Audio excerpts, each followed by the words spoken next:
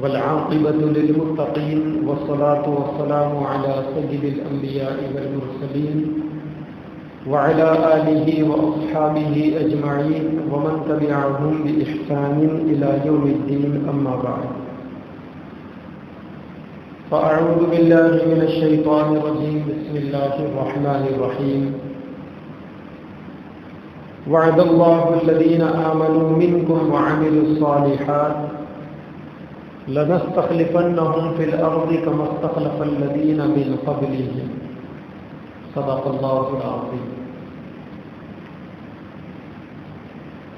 انتہائی عزت اور احترام کے لائق بزرگان محترم، نوجوان ساتھیوں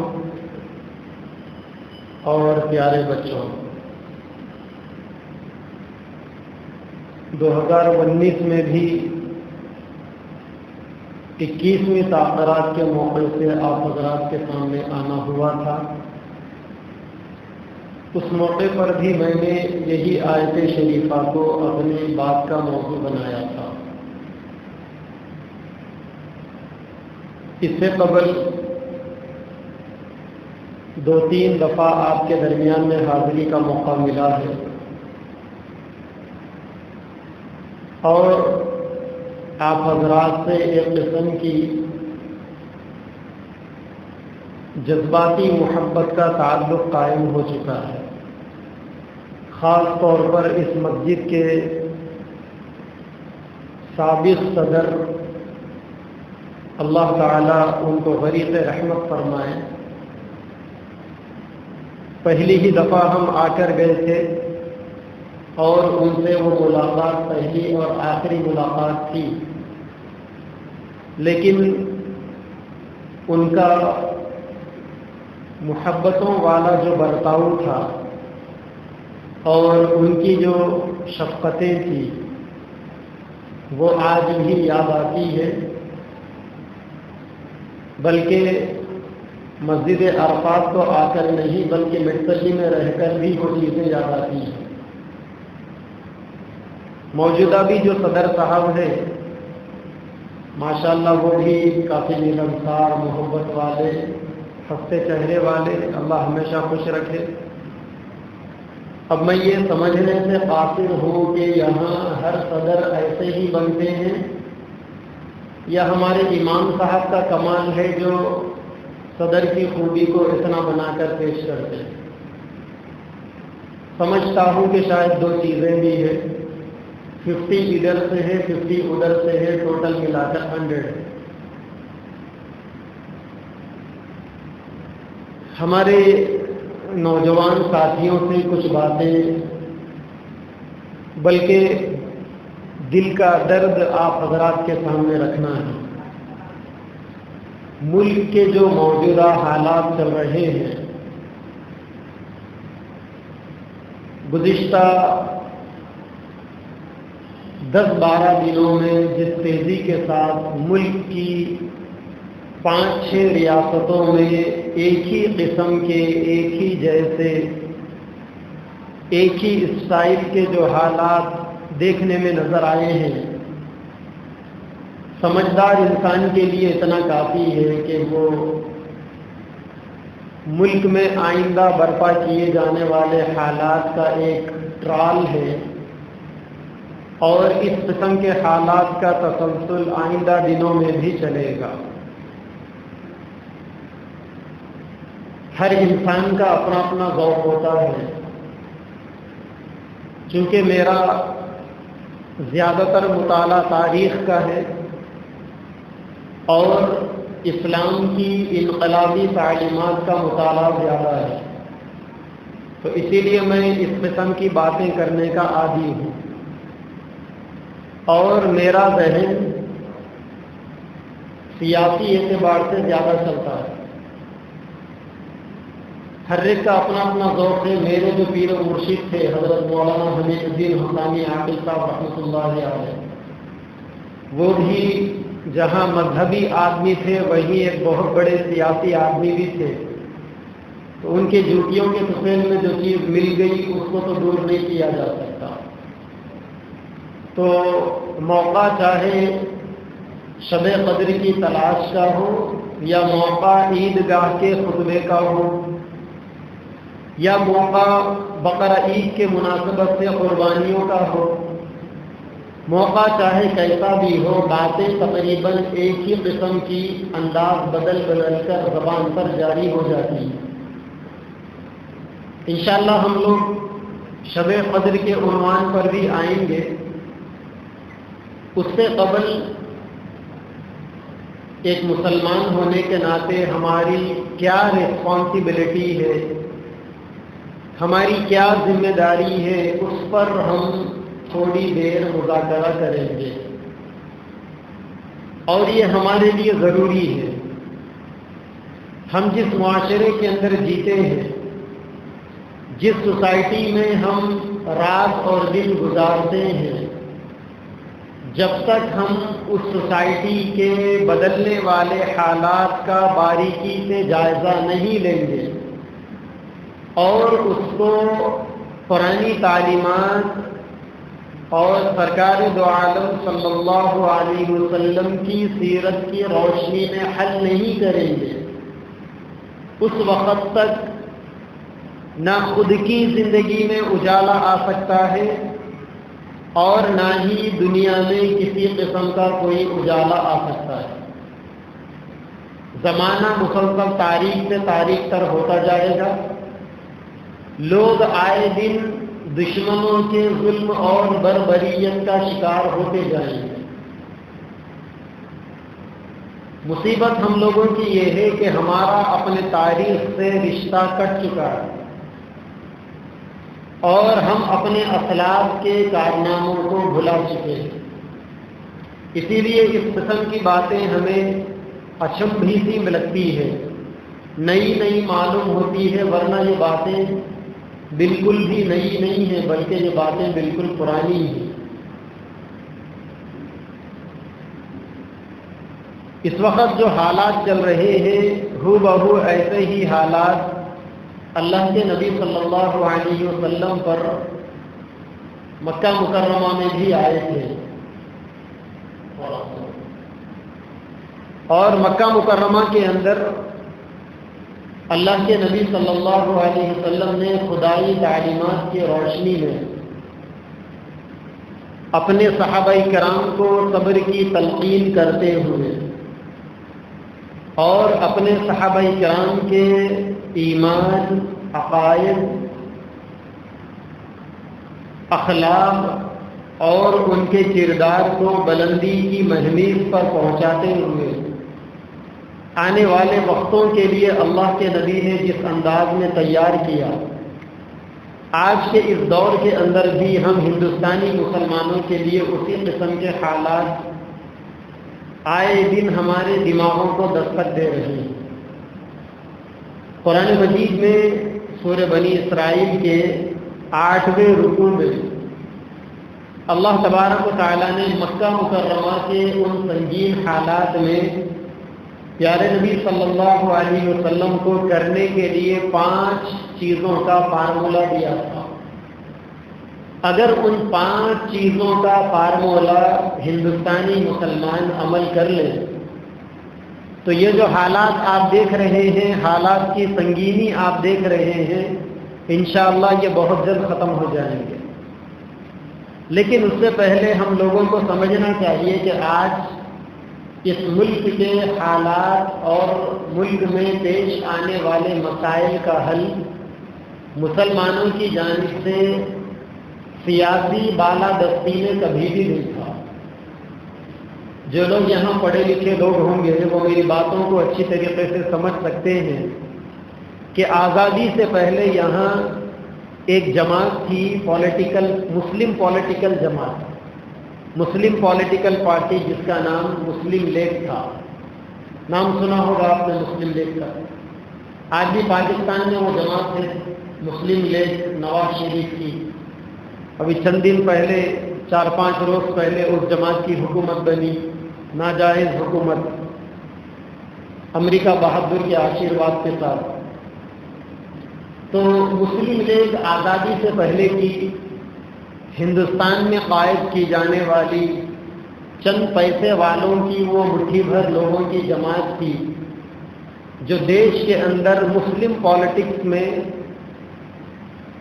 ریولیوشن لانا چاہتے تھے، انقلاب لانا چاہتے تھے، اور ان کا انقلاب گزرتے دنوں کے ساتھ سمٹ کے رہ گیا، اور گزرتے وقتوں نے بتا دیا کہ ہندوستان میں مسلمانوں کے مسائل کا حل سیاسی اعتبار سے کبھی بھی نہیں تھا۔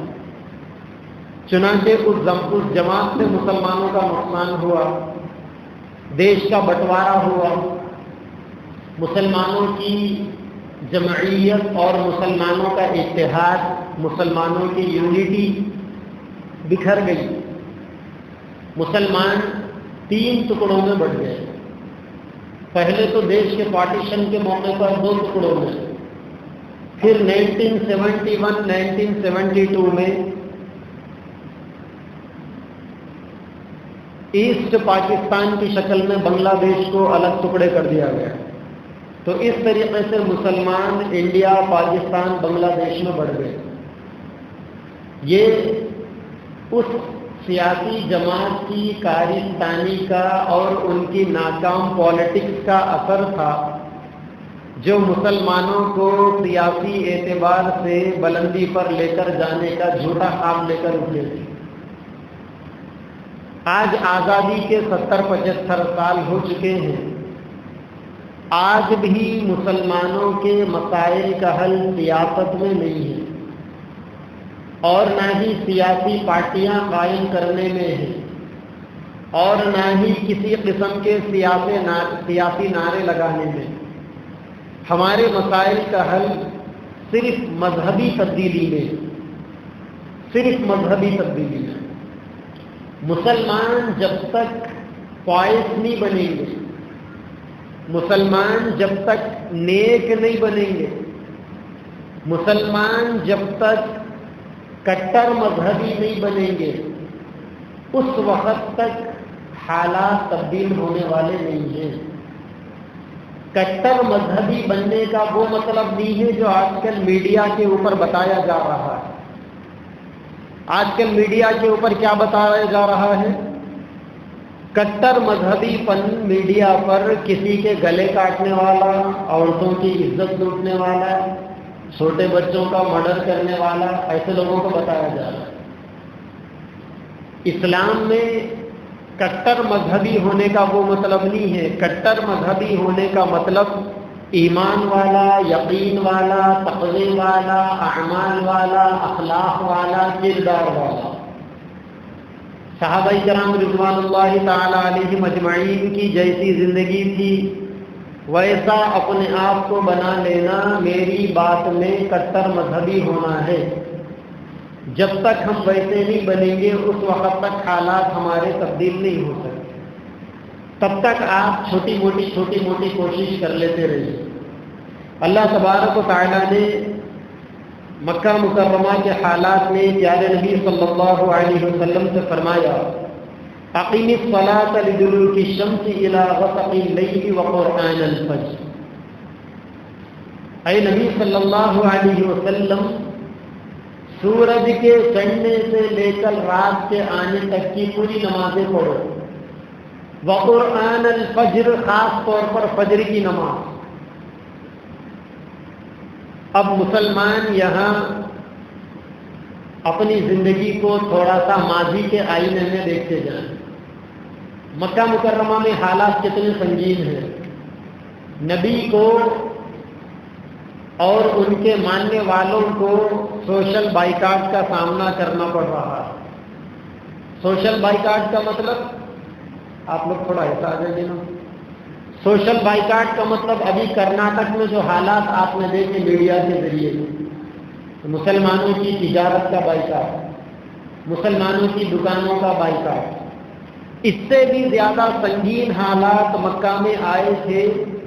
اللہ کے نبی کو شعب ابی طالب نامی گھاٹی میں قید کر دیا گیا تھا، محاصرہ ہو گیا تھا۔ شعب کہتے ہیں 2 پہاڑوں کے بیچ جو نیچے کا حصہ ہوتا ہے، نشیبی حصہ، ادھر بھی پہاڑ ہے ادھر بھی پہاڑ ہے، دونوں پہاڑ اونچائی پر ہیں، دونوں کے بیچ میں جو نیچے کا حصہ ہوتا ہے اس کو گھاٹی کہتے ہیں۔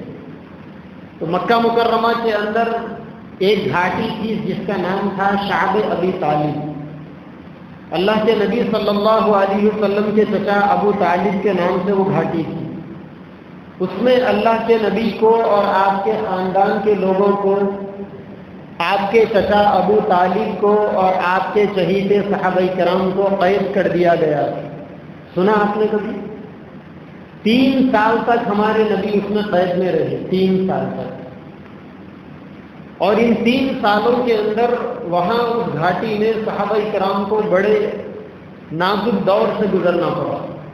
بڑی قربانیاں نبی کو اور صحابہ کرام کو ان 3 سالوں میں دینی پڑی۔ کتابوں میں لکھا ہوا ہے، صحابہ کرام فرماتے ہیں لوگوں کے پاس کھانے کے لیے کھانا نہیں ہوتا تو لوگ اس گھاٹی کے اندر جو جھاڑ تھے اس کے پتے کھاتے تھے۔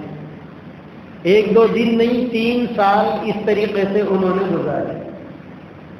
ظاہر بات ہے کہ مکہ ایک ایسی سرزمین ہے جہاں ریگستانی مٹی زیادہ ہے، اور ریگستانی مٹی میں ایسی ہریالی نہیں اگتی جیسا آپ کے اپنے علاقے میں اگتی۔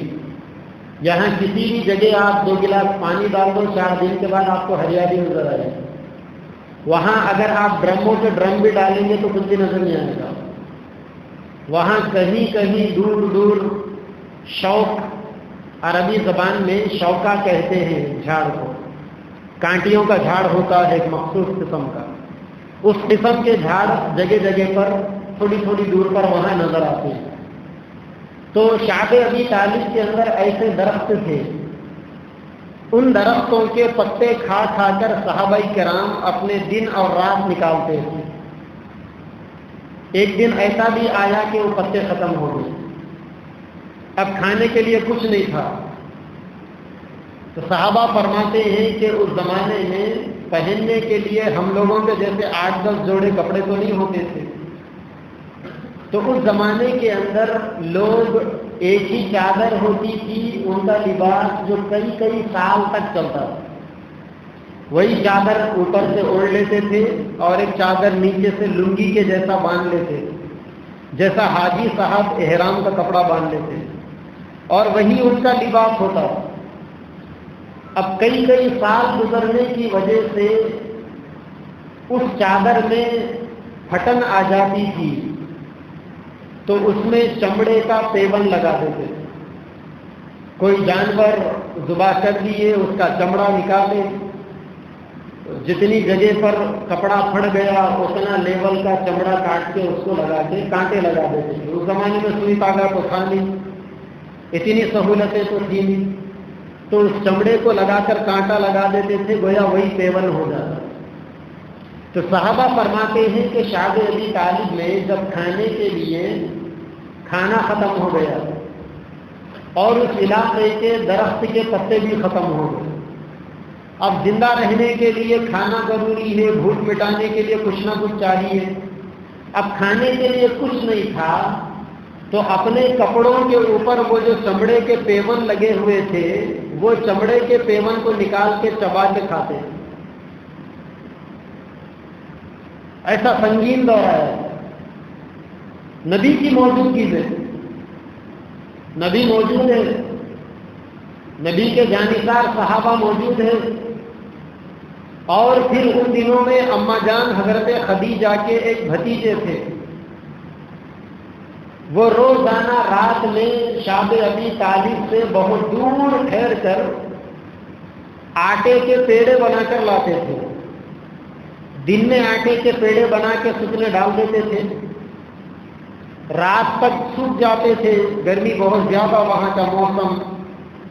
رات میں آ کے حضرت خدیجہ رضی اللہ تعالی عنہا کے بھانجے دور ٹھہر کے وہ پیڑے اس گھاٹی میں پھینکتے تھے۔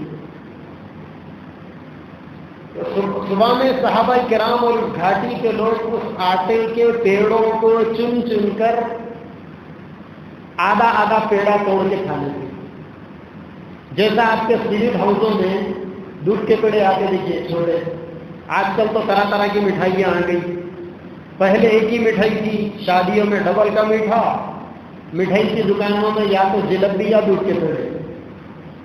تو وہ جو پیڑے ہوتے ہیں اس طریقے کے آٹے کے پیڑے حضرت خدیجہ رضی اللہ تعالی عنہ کے بھانجے رات میں آ کر ڈال کے جاتے تھے اور صبح میں لوگ اسی کو چن چن کر کھا لیتے تھے.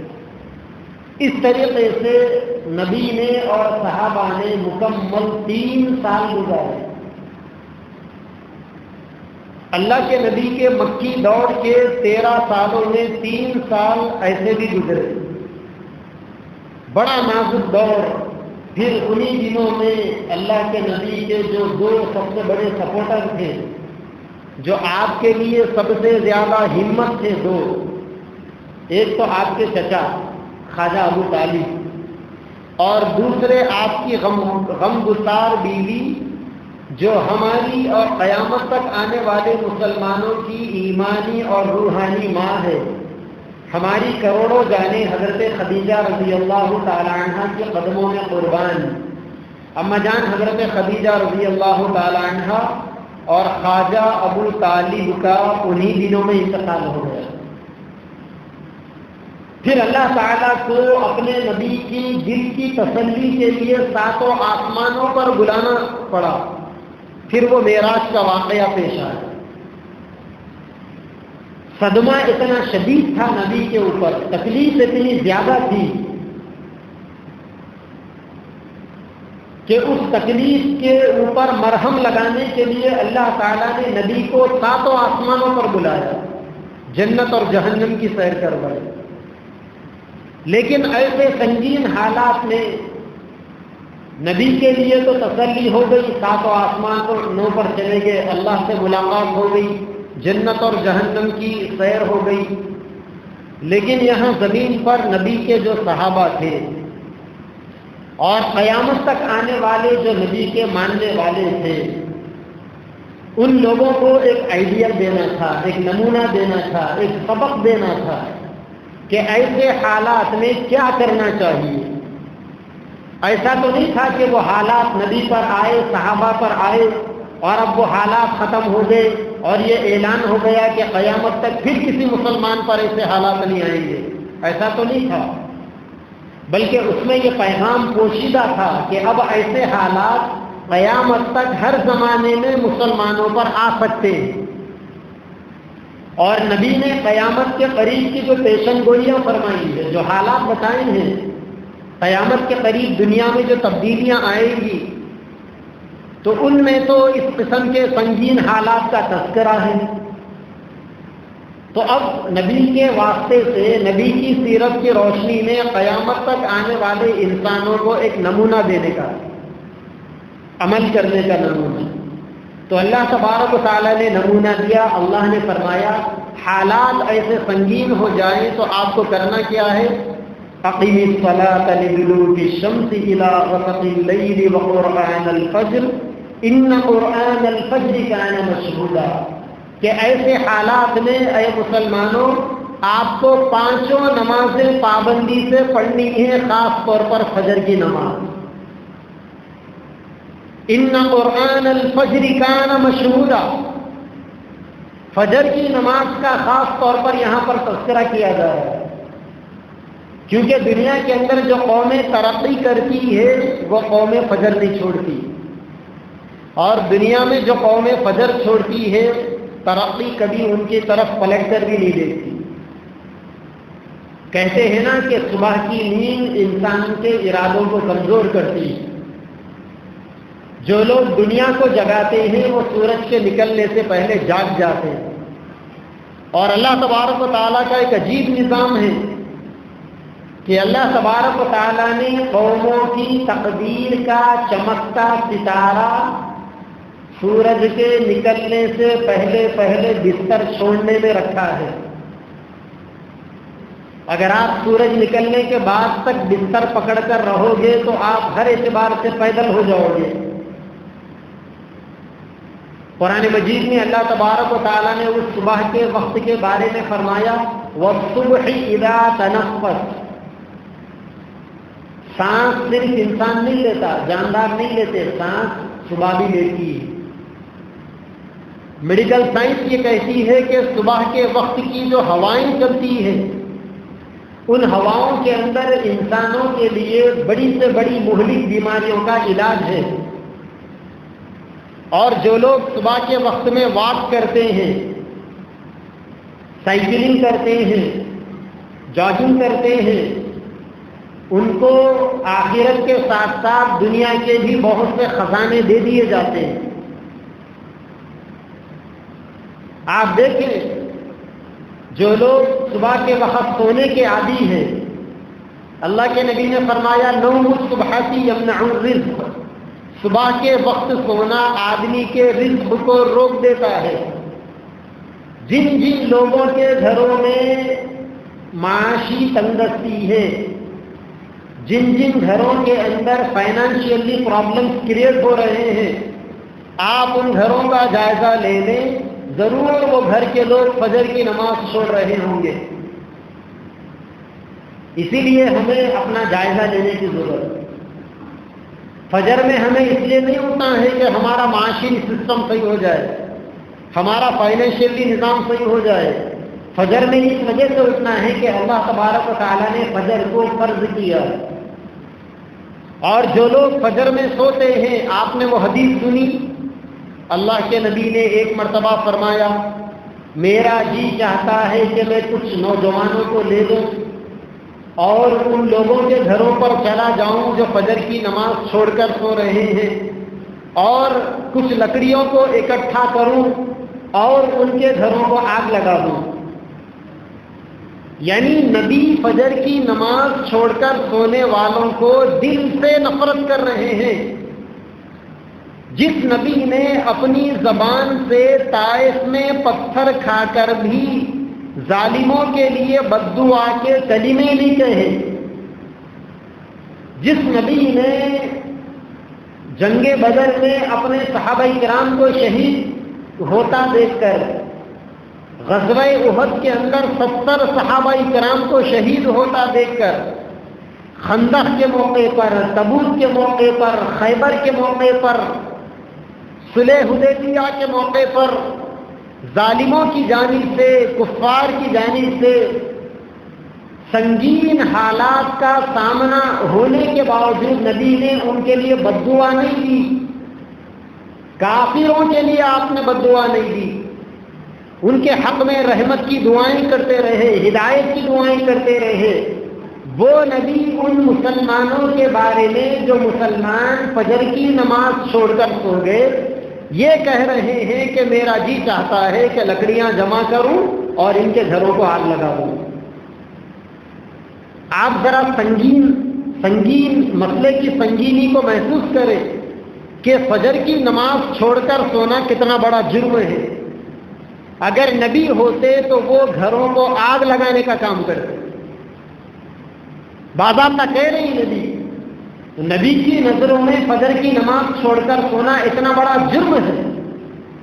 اسی لیے اللہ تبارک و تعالیٰ نے فرمایا وقرآن الفجر، خاص طور پر فجر کی نماز پڑھے۔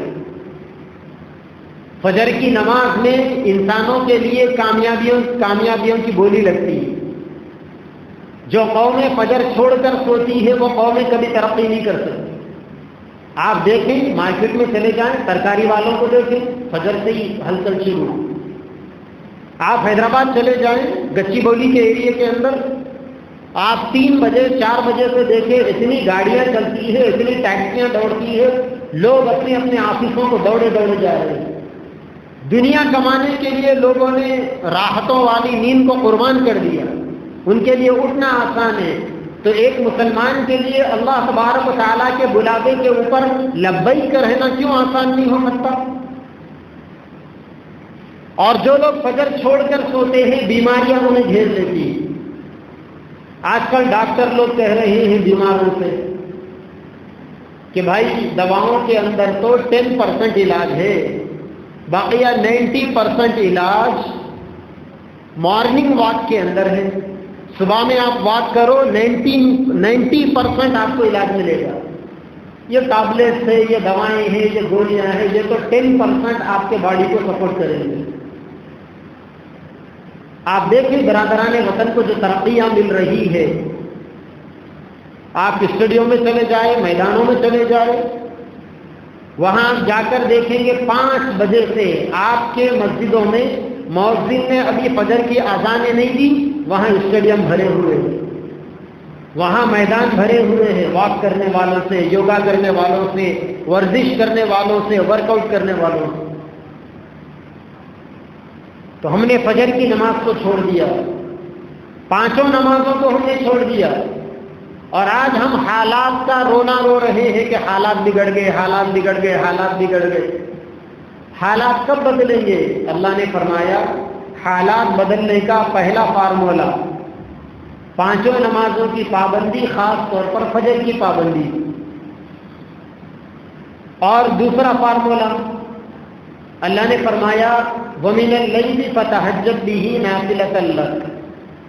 اب حالات بہت سنگین ہو گئے، صرف 5 نمازیں پڑھنے سے اب کچھ ہونے والا نہیں۔ یہ 5 نمازیں امن کی حالتوں میں تھی، اب حالات اتنے سنگین ہو گئے کہ ان 5 نمازوں کے ساتھ، جن میں اللہ نے خاص طور پر فجر کی نماز کا بھی تذکرہ کیا تھا، اب اللہ نے فرمایا وَمِنَ اللَّيْلِ فَتَهَجَّدْ بِهِ نَافِلَةً لَكَ۔ اب ان 5 نمازوں کے ساتھ تہجد کی نماز بھی پڑھنا پڑے گا۔ وَمِنَ اللَّيْلِ فَتَهَجَّدْ بِهِ، رات میں تہجد بھی پڑھنا ہے، نَافِلَةً لَكَ، گرچہ اللہ تبارک و تعالیٰ نے تہجد کی نماز کو فرض یا واجب نہیں کیا، نفل ہے یہ نماز، لیکن حالات سنگین ہو گئے، اللہ تبارک و تعالیٰ کی رحمت کو دستک دینا ہے تو تہجد پڑھنا پڑے گا۔ تہجد پڑھنے سے کیا ہوگا؟ اللہ نے فرمایا عسیٰ ان یبعثک ربک مقاما محمودا، ممکن ہے کہ تہجد پڑھنے سے اللہ تبارک و تعالیٰ آپ کو مقام محمود عطا فرمائیں گے۔ آپ اذان کی دعا پڑھتے ہو اللہم رب ہذہ الدعوۃ التامہ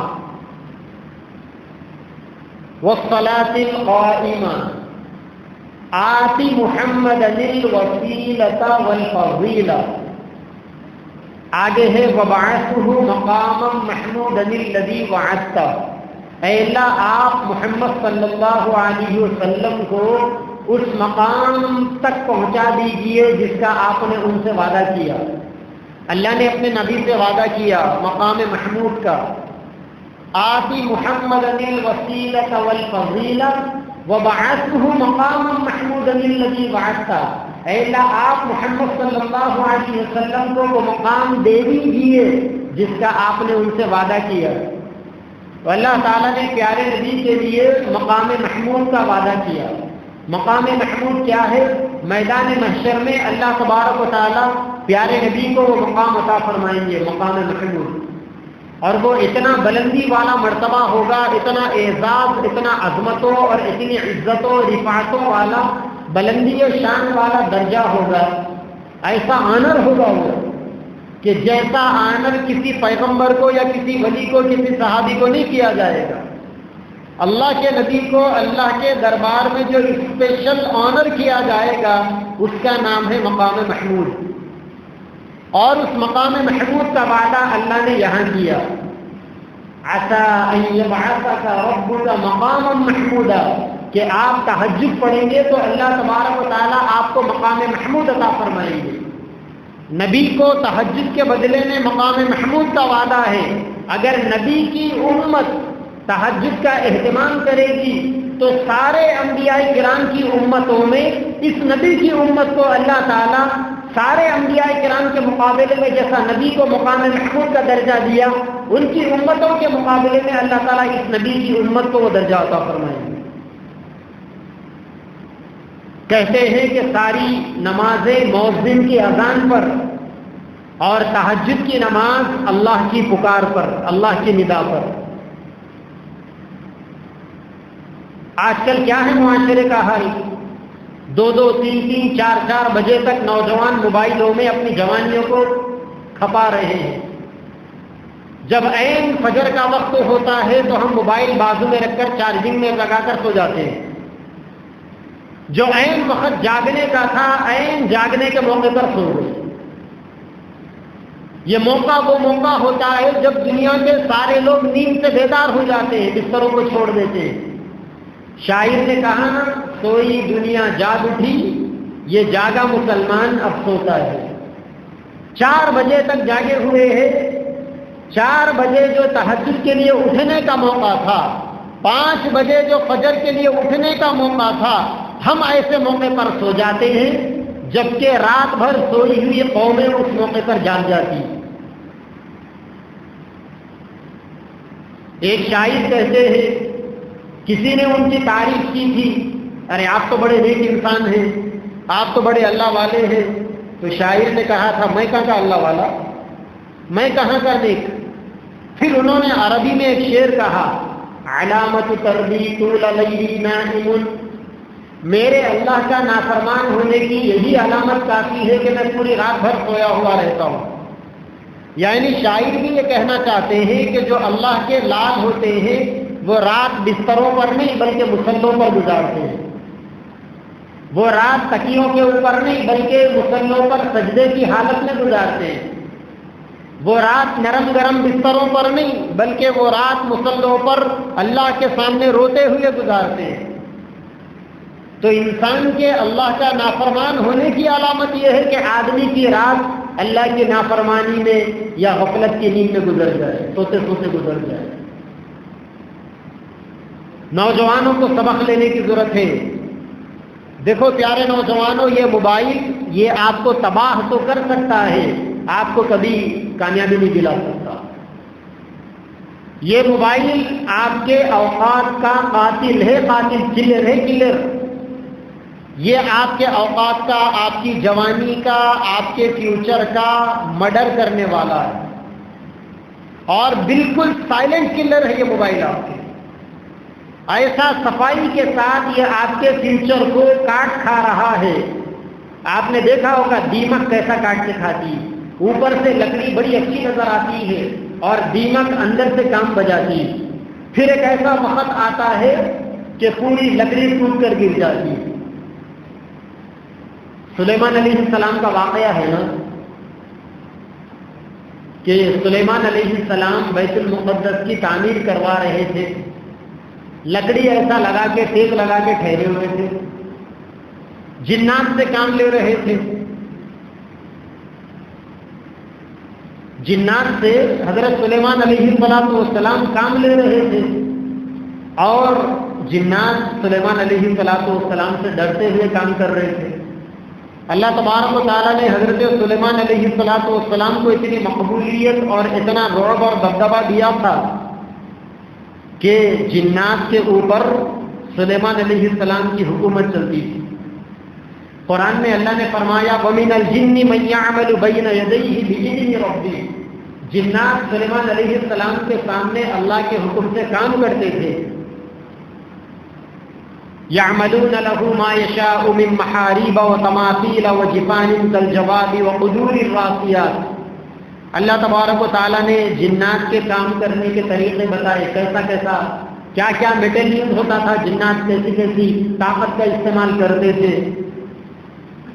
پھر اللہ تبارک و تعالیٰ نے آگے فرمایا فَلَمَّا قَضَيْنَا عَلَيْهِ الْمَوْتَ مَا دَلَّهُمْ عَلَى مَوْتِهِ۔ سلیمان علیہ السلام ایسا ٹیک لگا کر نگرانی فرما رہے تھے۔ جنات یہ سمجھ رہے ہیں کہ حضرت دیکھ رہے ہیں، اگر جائیں گے تو مار پڑے گی، اس لیے ڈر کے کام کر رہے ہیں۔ اور حال یہ تھا کہ حضرت سلیمان علیہ السلام کا انتقال ہو چکا ہے۔ کیا پیارا قرآن ہے، دیکھو اللہ کا، کبھی قرآن پڑھنا چاہیے ترجمے کے ساتھ، تفسیر کے ساتھ۔ کیسی مٹھاس کا سمندر اللہ تعالیٰ نے قرآن میں رکھ دیا۔ اللہ کا قرآن کہتا ہے فَلَمَّا قَضَيْنَا عَلَيْهِ الْمَوْتَ، جب سلیمان علیہ السلام کو موت آ گئی، مَا دَلَّهُمْ عَلَى مَوْتِهِ، تو ان کے انتقال پر کوئی چیز بھی پتہ نہیں دینے والی تھی کہ ان کا انتقال کیسا ہوا، کیونکہ ہم اور آپ ہوں گے تو ہمارا جسم سڑ جائے گا مرنے کے بعد۔ پیغمبر ہے، پیغمبروں کا جسم سڑتا نہیں، اور پیغمبروں کے جسم کو نہ دیمک کھاتی ہے نہ کیڑے مکوڑے کھاتے ہیں، وہ مرنے کے بعد بھی ان کا جسم ویسے ہی پاک رہتا ہے۔ اب حضرت کا انتقال ہو گیا، ایسے ہی ٹھہرے ہوئے، جنات یہ سمجھ رہے حضرت نگرانی کر رہی، اور اللہ تعالیٰ یہ کہہ رہے انتقال ہو گیا۔ اور ان کا انتقال ہو گیا، جنات کو معلوم بھی نہیں ہوا، ما دلہم علی موتہ، لیکن اس کے بعد کیا ہوا؟ الا دابۃ الارض تأکل من سأتہ، وہ جو دیمک کے کیڑے تھے جو سلیمان علیہ السلام جس لکڑی کو ٹیک لے کر کھڑے ہوئے تھے، دیمک کے کیڑے اس لکڑی کو اندر سے کھوکھلا کرنے لگے۔ پھر آگے اللہ نے فرمایا فلما خر، جب یہ لکڑی دیمک کھا چکی، سلیمان علیہ السلام گرے، سپورٹ ختم، بیلنس ختم، تبینت الجن، تب جنوں کو معلوم ہو گیا، اللہ کانوا یعلمون الغیب، کاش اگر ہم لوگوں کو غیب کی بات معلوم ہوتی، سلیمان علیہ السلام کا انتقال ہو گیا اگر پہلے ہی معلوم ہوتا، ما لبثوا فی العذاب المہین، تو اتنے سالوں سے غلام بن کر اتنی محنت نہیں کرتے۔ کون بول رہے؟ جنات بول رہے۔ اور آج کل ہم لوگ کیا عقیدہ بنا لیے؟ عاملوں کے پاس گئے تو سب بول دیتے ہو، اور یہاں جنات بول رہے ہیں اللہ کانوا یعلمون الغیب، کاش اگر ہمیں غیب کا علم معلوم ہوتا۔ مفسرین نے لکھا ہے کہ سلیمان علیہ السلام انتقال کے بعد 9 سال تک ایسے ہی ٹھہرے رہے، اور 9 سال تک ورک آؤٹ چل رہا وہاں پر، جنات ڈر کے کام کر رہے، ریسٹ لیس کام چل رہا ہے 9 سال تک۔ 9 سال کے بعد جب لکڑی ٹوٹ کے گری تب جنات کو پتا چلا، تو اب بول رہے کاش وہ 9 سال پہلے انتقال ہو گیا بول کے معلوم ہوتا، ما لبثوا فی العذاب المہین، تو یہ دردناک عذاب ہم نہیں جھیلتے تھے۔ تو آج ہمارا کیا عقیدہ ہے؟ ارے وہ عامل صاحب کے پاس موکلہ ہیں، سب بول دیتے ہو، سب معلوم ہوتا ہو ان کو۔ ہم لوگ بیٹھے جگہ اپنے عقیدے کو خراب کر کر بیٹھے ہوئے، ہم نے قرآن ہی نہیں پڑھا۔ اگر ہمیں قرآن پڑھنے کی توفیق ہوتی اور ہم قرآن کے اندر غوطہ بند ہو کر پتا کرتے کہ اللہ نے اس میں کیا بتایا، تو کم سے کم عقیدہ تو خراب نہیں ہوتا ہمارا۔ تو بہرحال جس طریقے سے دیمک کے کیڑے لکڑی کو اندر سے کھوکھلا کر دیتے ہیں، ایسے ہی آج نوجوانوں آپ کو موبائل اندر سے کھوکھلا کر رہا ہے۔ آج ہمارے نوجوانوں کا دماغ، کامن سینس دماغ چلانے کے لیے نوجوان تیار نہیں ہے۔ سنی سنائی باتوں کے اوپر یقین، وہ کوئی دلی میں بیٹھ کر ڈرا رہا، دھمکی دے رہا، یہاں 3-5 چوری ہمارے بھائیوں کی، حالانکہ آپ کے سینے میں ایمان ہے، اور اللہ کے نبی نے فرمایا نصرت بالرعب مسیرۃ شہر، اللہ تعالیٰ نے میری 1 مہینے کی مسافت تک رعب کے ذریعے سے مدد فرمائی۔ سیدنا عمر فاروق رضی اللہ تعالیٰ عنہ مکہ میں، مدینہ میں ہے، اسلامی سپہ سالار ہے، خلیفہ ہے، امیر المومنین ہے، آپ کے نام سے رومن ایمپائر کا جو بادشاہ تھا اس کے پسینے چھوٹ جاتے تھے آپ کے نام سے، ہزاروں کلومیٹر دور تھا وہ۔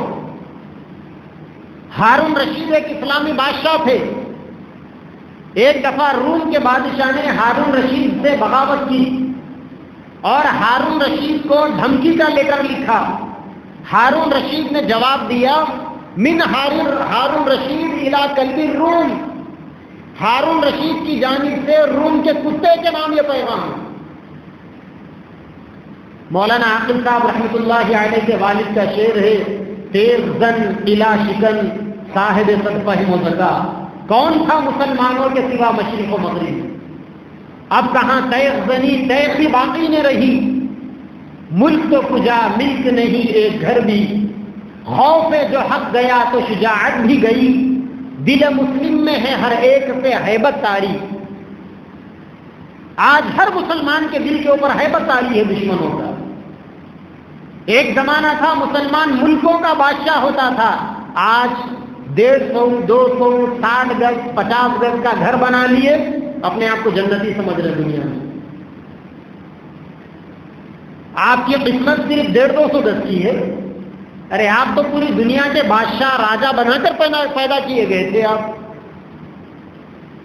ایک وہ زمانہ تھا جب آپ کے نوجوانوں کی جوانیاں گھوڑوں پر گزرتی تھی، ان کا سارا دن اللہ کے دین کی حفاظت کے لیے گھوڑے پر میدان جنگ میں، اور ان کی راتیں مصلی پر اللہ کو منانے کے لیے۔ اور آج ہمارا نوجوان کہاں جا رہا ہے؟ موبائلوں میں ڈاٹا کی چکر میں وہ فلاں سیریل ارطغرل غازی دیکھ کے آپ بہادر بنو گے؟ پھر ارطغرل غازی کیا دیکھ کر بہادر بنے تھے؟ وہ تو صحابہ کا کردار دیکھ کر بہادر بنے تھے، وہ تو اللہ کے نبی کا کردار دیکھ کر بہادر بنے تھے۔ آپ ارطغرل غازی یا اس کے اندر کی وہ حلیمہ میڈم کو دیکھ کر کوئی مجاہد بنو گے؟ ارے یہ تو ایمان کو گنوانے کی چیزیں ہیں۔ یہ رات رات بھر ہمارا نوجوان موبائلوں کے اوپر برباد کر رہا ہے۔ آپ دیکھیں نوجوانوں کو سینہ پوخل، آنکھوں کے اندر 1-1 انچ کے گڑے پڑے ہوئے، کلے ایسے کھٹے پڑے، بھیجا خالی ہے، سوچنے کی صلاحیتیں نہیں۔ ڈھگلے تو گرے گا یہ نوجوان، یہ کیا ڈیفنس کرے گا اپنا، یہ کیا دوسروں کو انصاف دلائے گا، یہ کیا دوسروں کو ترقی دلائے گا، یہ کیا دوسروں کی زندگیوں میں انقلاب لائے گا، خود کی زندگی اندھیرے سے بھری ہوئی۔ تو اللہ تبارک و تعالیٰ نے خود کی زندگی میں اجالا لانے کے لیے اللہ نے فرمایا وَمِنَ اللَّيْلِ فَتَهَجَّدْ بِهِ نَافِلَةً لَكَ، راتوں میں تہجد پڑھو۔ جو لوگ راتوں میں اٹھتے ہیں اللہ تعالیٰ ان کے مقدر کے ستاروں کو سورج سے زیادہ روشن بنا کر چمکاتے ہیں۔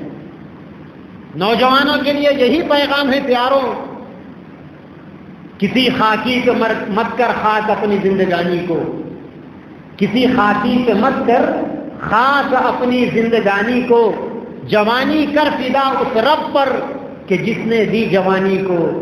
اللہ تبارک و تعالیٰ نے جوانی دی ہے، اپنی جوانی کو اللہ کی عبدیت، اللہ کی بندگی میں خرچ کرو۔ یاد رکھو جوانی کا ایک سجدہ بڑھاپے کے 70 سجدوں پر بھاری ہے، اور آج ہم دیکھ رہے ہیں ہمارے بوڑھوں کو، اللہ ان کو اچھی صحت دے، لیکن بیچارے تکلیف کی وجہ سے نماز بھی پڑھتے ہیں تو ان کی نمازیں سجدوں سے خالی ہے، سجدے صرف اشاروں سے ہو رہے ہیں، وہ زمین پر سجدہ نہیں کر سکتے۔ اسی لیے پیاروں نوجوانوں، اگر اللہ نے جوانی دی سجدہ کر لو، ایک وقت ایسا آئے گا آپ سجدہ کرنا چاہیں گے، سجدہ کرنا نصیب نہیں ہوگا۔ یہ جوانی کی عبادت اللہ تعالیٰ کو بے انتہا پسند ہے۔ ایک روایت میں ہے، گرچہ ہی ضعیف روایت ہے، کہ جب کوئی نوجوان توبہ کرتا ہے تو اللہ تعالیٰ 40 دنوں تک قبرستان سے عذاب کو ہٹا لیتے ہیں۔ صحیح حدیث میں ہے، اللہ کے نبی نے فرمایا کل میدان محشر میں اللہ تعالیٰ 7 قسم کے لوگوں کو عرش کا سایہ دیں گے۔ یہ گرمی کے اندر یہ کولر، یہ اے سیاں ہم لوگوں کو باڈی کو راحت دینے کے لیے ضروری ہے، اس کے بغیر ہم یہ 44 ڈگری کی گرمی نہیں برداشت کر پا رہے۔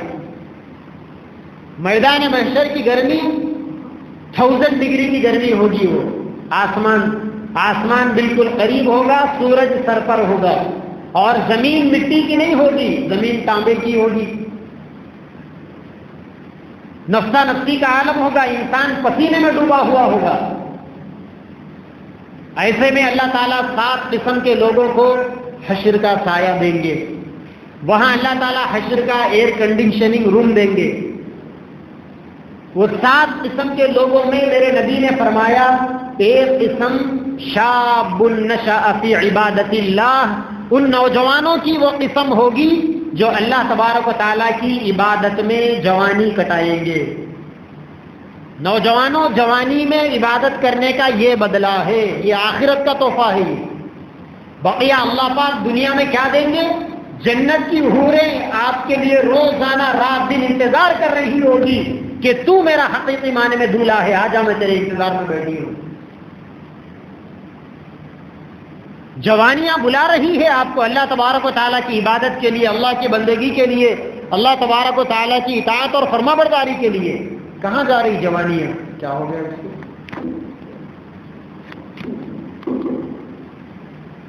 رات رات بھر نوجوان موبائلوں کے اوپر اپنی جوانیوں کو تباہ کر رہی۔ ابھی ایگزام کے سیزن آ رہے، سال ہر سال سے دیکھنے میں آ رہا بچیاں پوزیشن لا رہی، بچے نہیں لا رہے. کیوں؟ بچیاں پڑھنے میں بزی ہے اور بچے ان کو دیکھنے میں اور موبائلوں پہ وقت کھپانے میں بزی ہے. کہاں سے پوزیشن آئے گی؟ اللہ تبارک و تعالیٰ کا وعدہ ہے جو محنت کریں گے ضرور ملے گا. بچیاں محنت کر رہی ہیں، مل رہا ہے. برادران وطن کے نوجوانوں کو دیکھو، محنت کر رہے ہیں، مل رہا ہے ان کو. بات اگر الگ موضوع پر چلے جائے گی لیکن بولنا ضروری ہے، مذاکرہ ہے. بور تو نہیں ہو رہے آپ میری باتوں سے؟ بور تو نہیں ہو رہے؟ نہیں، اگر آپ لوگ بول رہے ہوں گے یہ کیا باتیں بول رہے ہو صاحب، شب قدر کے بارے میں بولو. نہیں بولتا ہوں شب قدر کے بارے میں، دعا کرا دوں گا، جائیے. اگر دماغ کے بند دروازوں کو دستک دینا ہے تو سننا پڑے گا. مکپلی کے قریب میں جگتیال ڈسٹرکٹ میں ایک منڈل ہے ریکل، نام سنا آپ نے؟ ریکل. ادھر سے خانہ پور سے جائیں گے تو قریب آئے گا. ابھی حال حال میں ہمارے ایک نوجوان دوست کہنے لگے کہ جب سے ہمارے سی ایم نے اعلان کر دیا 90,000 جابس کے بارے میں، تو وہاں ریکل کے ایک منڈل ہے، وہ ریکل کے SC/ST کے نوجوانوں نے گاؤں کے باہر ایک گھر تھا، ویران پڑا ہوا تھا، اس گھر کے مالک سے اس کو رینٹ پر لے لیا. بڑا گھر تھا کئی روموں کا، اور رینٹ پر لے کر کوروٹلا آ کر 4 اچھے قابل لیکچررز کو انہوں نے بات کر لی، اگریمنٹ کر لیا. 30-40 نوجوان وہاں رات دن پکوان کر کے کھاتے ہوئے رہ رہے ہیں، اور وہ 30-40 نوجوان اپنے اپنے طرف سے 3-3 ہزار روپے ڈال کے وہ 4 لیکچررز کو تنخواہ دے رہے، 25,000 30,000. اور کیا پریپریشن چل رہا، تیاری کیا چل رہی؟ گورنمنٹ نے اناؤنسمنٹ کر دیا تو اس کے لیے ابھی سے کوچنگ شروع ہو گئی. اور جب گورنمنٹ ویکنسیز نکالے گی تو ضرور وہ لوگ جاب ماریں گے. وہ 40 میں سے 4 تو ضرور ماریں گے. محنتیں کی، اللہ ضرور دیں گے. کیا پورے ضلع نرمل میں یا نرمل شہر میں کوئی ایک بتا سکتے ایسی مثال کہ ہمارے 10 نوجوان مل کے ایسی تیاری شروع کریں؟ نہیں بتا سکتے آپ. تو کیا آپ کو گھر بیٹھے آپ بستر پہ سوئے ہوئے رہیں گے 8 بجے تک 10 بجے تک کوئی آپ کو تشتری میں لا کر جاب کا کارڈ تھمائے گا، لیجیے آپ کو جاب آزادی کیجیے؟ ہرگز نہیں ہوگا ایسا. آپ محنت کریں گے تو ہوگا. آپ جس چیز کے لیے محنت کریں گے اللہ کا وعدہ ہے وہ چیز ملے گی. آپ اللہ نے قرآن میں فرمایا لیس للانسان الا ما سعى، انسان کو اتنا ہی ملے گا جتنا انسان محنت کرے گا. وَأَنَّ سَعْيَهُ سَوْفَ يُرَىٰ، انسان اپنی محنت کے بعد اس کا رزلٹ اپنی آنکھوں سے دیکھے گا. دنیا کے لیے محنت کرو گے تب بھی اللہ تعالیٰ رزلٹ بتا دیں گے پازیٹیو میں، پلیس میں، اور آخرت کے لیے کرو گے تب بھی اللہ تبارک و تعالیٰ بتا دیں گے. تو اللہ تبارک و تعالیٰ نے برے حالات میں جو 5 کام اللہ نے کرنے کے لیے، ایک تو 5 نمازوں کی پابندی، اس کے بعد اللہ نے فرمایا وَمِنَ اللَّيْلِ فَتَهَجَّدْ بِهِ نَافِلَةً لَكَ، تہجد کی نماز. مسلمانوں کے لیے تہجد سب سے بڑی اپرچونٹی تھی، ہم نے اس کو گنوا دیا. تہجد اللہ تبارک و تعالیٰ کے خزانوں سے ڈائریکٹ لوٹنے کا ذریعہ ہے. اللہ تبارک و تعالیٰ کی رحمت کو اپنی طرف متوجہ کرنے کا ذریعہ، اللہ تعالیٰ کے غضب کو، اللہ کے فیصلوں کو ٹالنے کا ذریعہ، اللہ تعالیٰ کی مدد کو اپنی طرف بلانے کا ذریعہ. ابھی 17 رمضان کو جنگ بدر کا واقعہ ہوا. جنگ بدر کیسی جیتی گئی تھی؟ ایمان کی بنیاد پر، یقین کی بنیاد پر، توکل کی بنیاد پر، اللہ کے ذات کے اوپر کامل بھروسے اور اعتماد کی بنیاد پر. جنگ بدر کی رات بھر صحابہ دعا میں تھے، تب جا کر صبح میں اللہ تعالیٰ نے 313 کے 1000 کے مقابلے میں 313 وہ پوری تیاری کے ساتھ، یہ 5% تیاری بھی نہیں کی، اللہ نے ان کو کامیابی دی تہجد کے بدلے میں. امام غزالی رحمۃ اللہ علیہ نے لکھا جو لوگ تہجد پڑھتے ہیں اللہ تعالیٰ ان کی برکت ان کے محلے کی بکری کے تھن کے دودھ میں بھی ظاہر فرما دیتے ہیں. تہجد پڑھنے کی اتنی بڑی برکتیں. پھر آگے اللہ تبارک و تعالیٰ نے فرمایا وَقُلْ رَبِّ أَدْخِلْنِي مُدْخَلَ صِدْقٍ وَأَخْرِجْنِي مُخْرَجَ صِدْقٍ وَاجْعَلْ لِي مِن لَّدُنكَ سُلْطَانًا نَصِيرًا. تیسرا کام حالات سے مقابلہ کرنے کا کیا ہے؟ اللہ تبارک و تعالیٰ سے دعا کرنا ہے. نمازوں کا اہتمام کرنا، اللہ نے جو چیزیں فرض کر دی اس کو پورا کرنا، تہجد کا اہتمام، اور اللہ کے سامنے رو رو کے دعا کرنا. اللہ تبارک و تعالیٰ کے سامنے دعا کرنا. جتنا آپ دعا کریں گے اللہ تبارک و تعالیٰ آپ کی دعا کو، آپ کی مرادوں کو اتنا پورا کریں گے.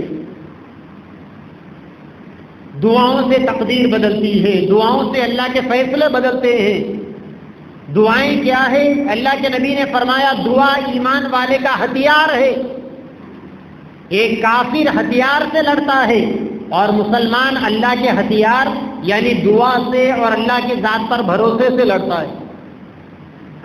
دعا ہمارا ہتھیار ہے، ہم نے اپنے ہتھیار کو چھوڑ دیا. رمضان کا موقع ہے، دعاؤں کی قبولیت کا موقع. تہجد میں دعائیں قبول ہوتی ہے، سحر میں دعائیں قبول ہوتی ہے. ہم رات دیر تک سو رہے ہیں، بن سحری کے روزے ہو رہے ہیں. اگر راتوں میں تراویح کے بعد جلدی سو جاتے اور سحر میں ذرا آدھا پون گھنٹہ جلدی اٹھ کر تہجد پڑھ کر سجدے میں رو رو کر اپنے مسائل کو اللہ سے حل کرواتے. افطار کے موقع پر ہمارے اوقات افطار خریدی میں، افطار پارٹیوں میں، دکھاوے کی دعوتوں میں ہمارے اوقات خراب ہو جا رہے.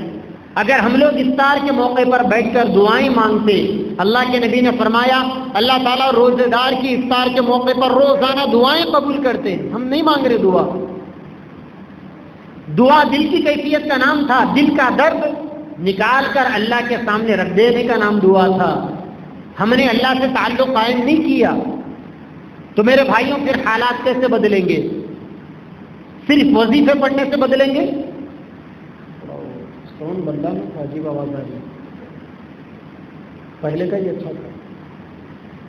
صرف وظیفے پڑھنے سے آئے دن دیکھو سوشل میڈیا کے اوپر اتنی مرتبہ آیت کریمہ پڑھ لو، اتنے مرتبہ آیت الکرسی پڑھ لو، اتنی مرتبہ یہ وظیفہ پڑھ لو، حالات بدل جائیں گے. حالات بالکل نہیں بدلیں گے. حالات بدلنے کے لیے مسلمانوں کو ہاتھ پیر مارنا پڑے گا.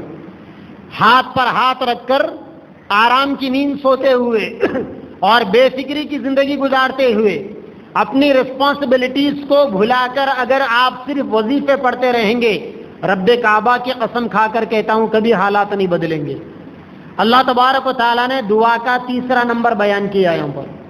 مکہ میں جب صحابہ کرام پر، نبی پر سنگین حالات آ رہے تھے، ان حالات کے بدلنے کے لیے اللہ تبارک و تعالیٰ نے تیسرے نمبر پر دعا کی تعلیم دی.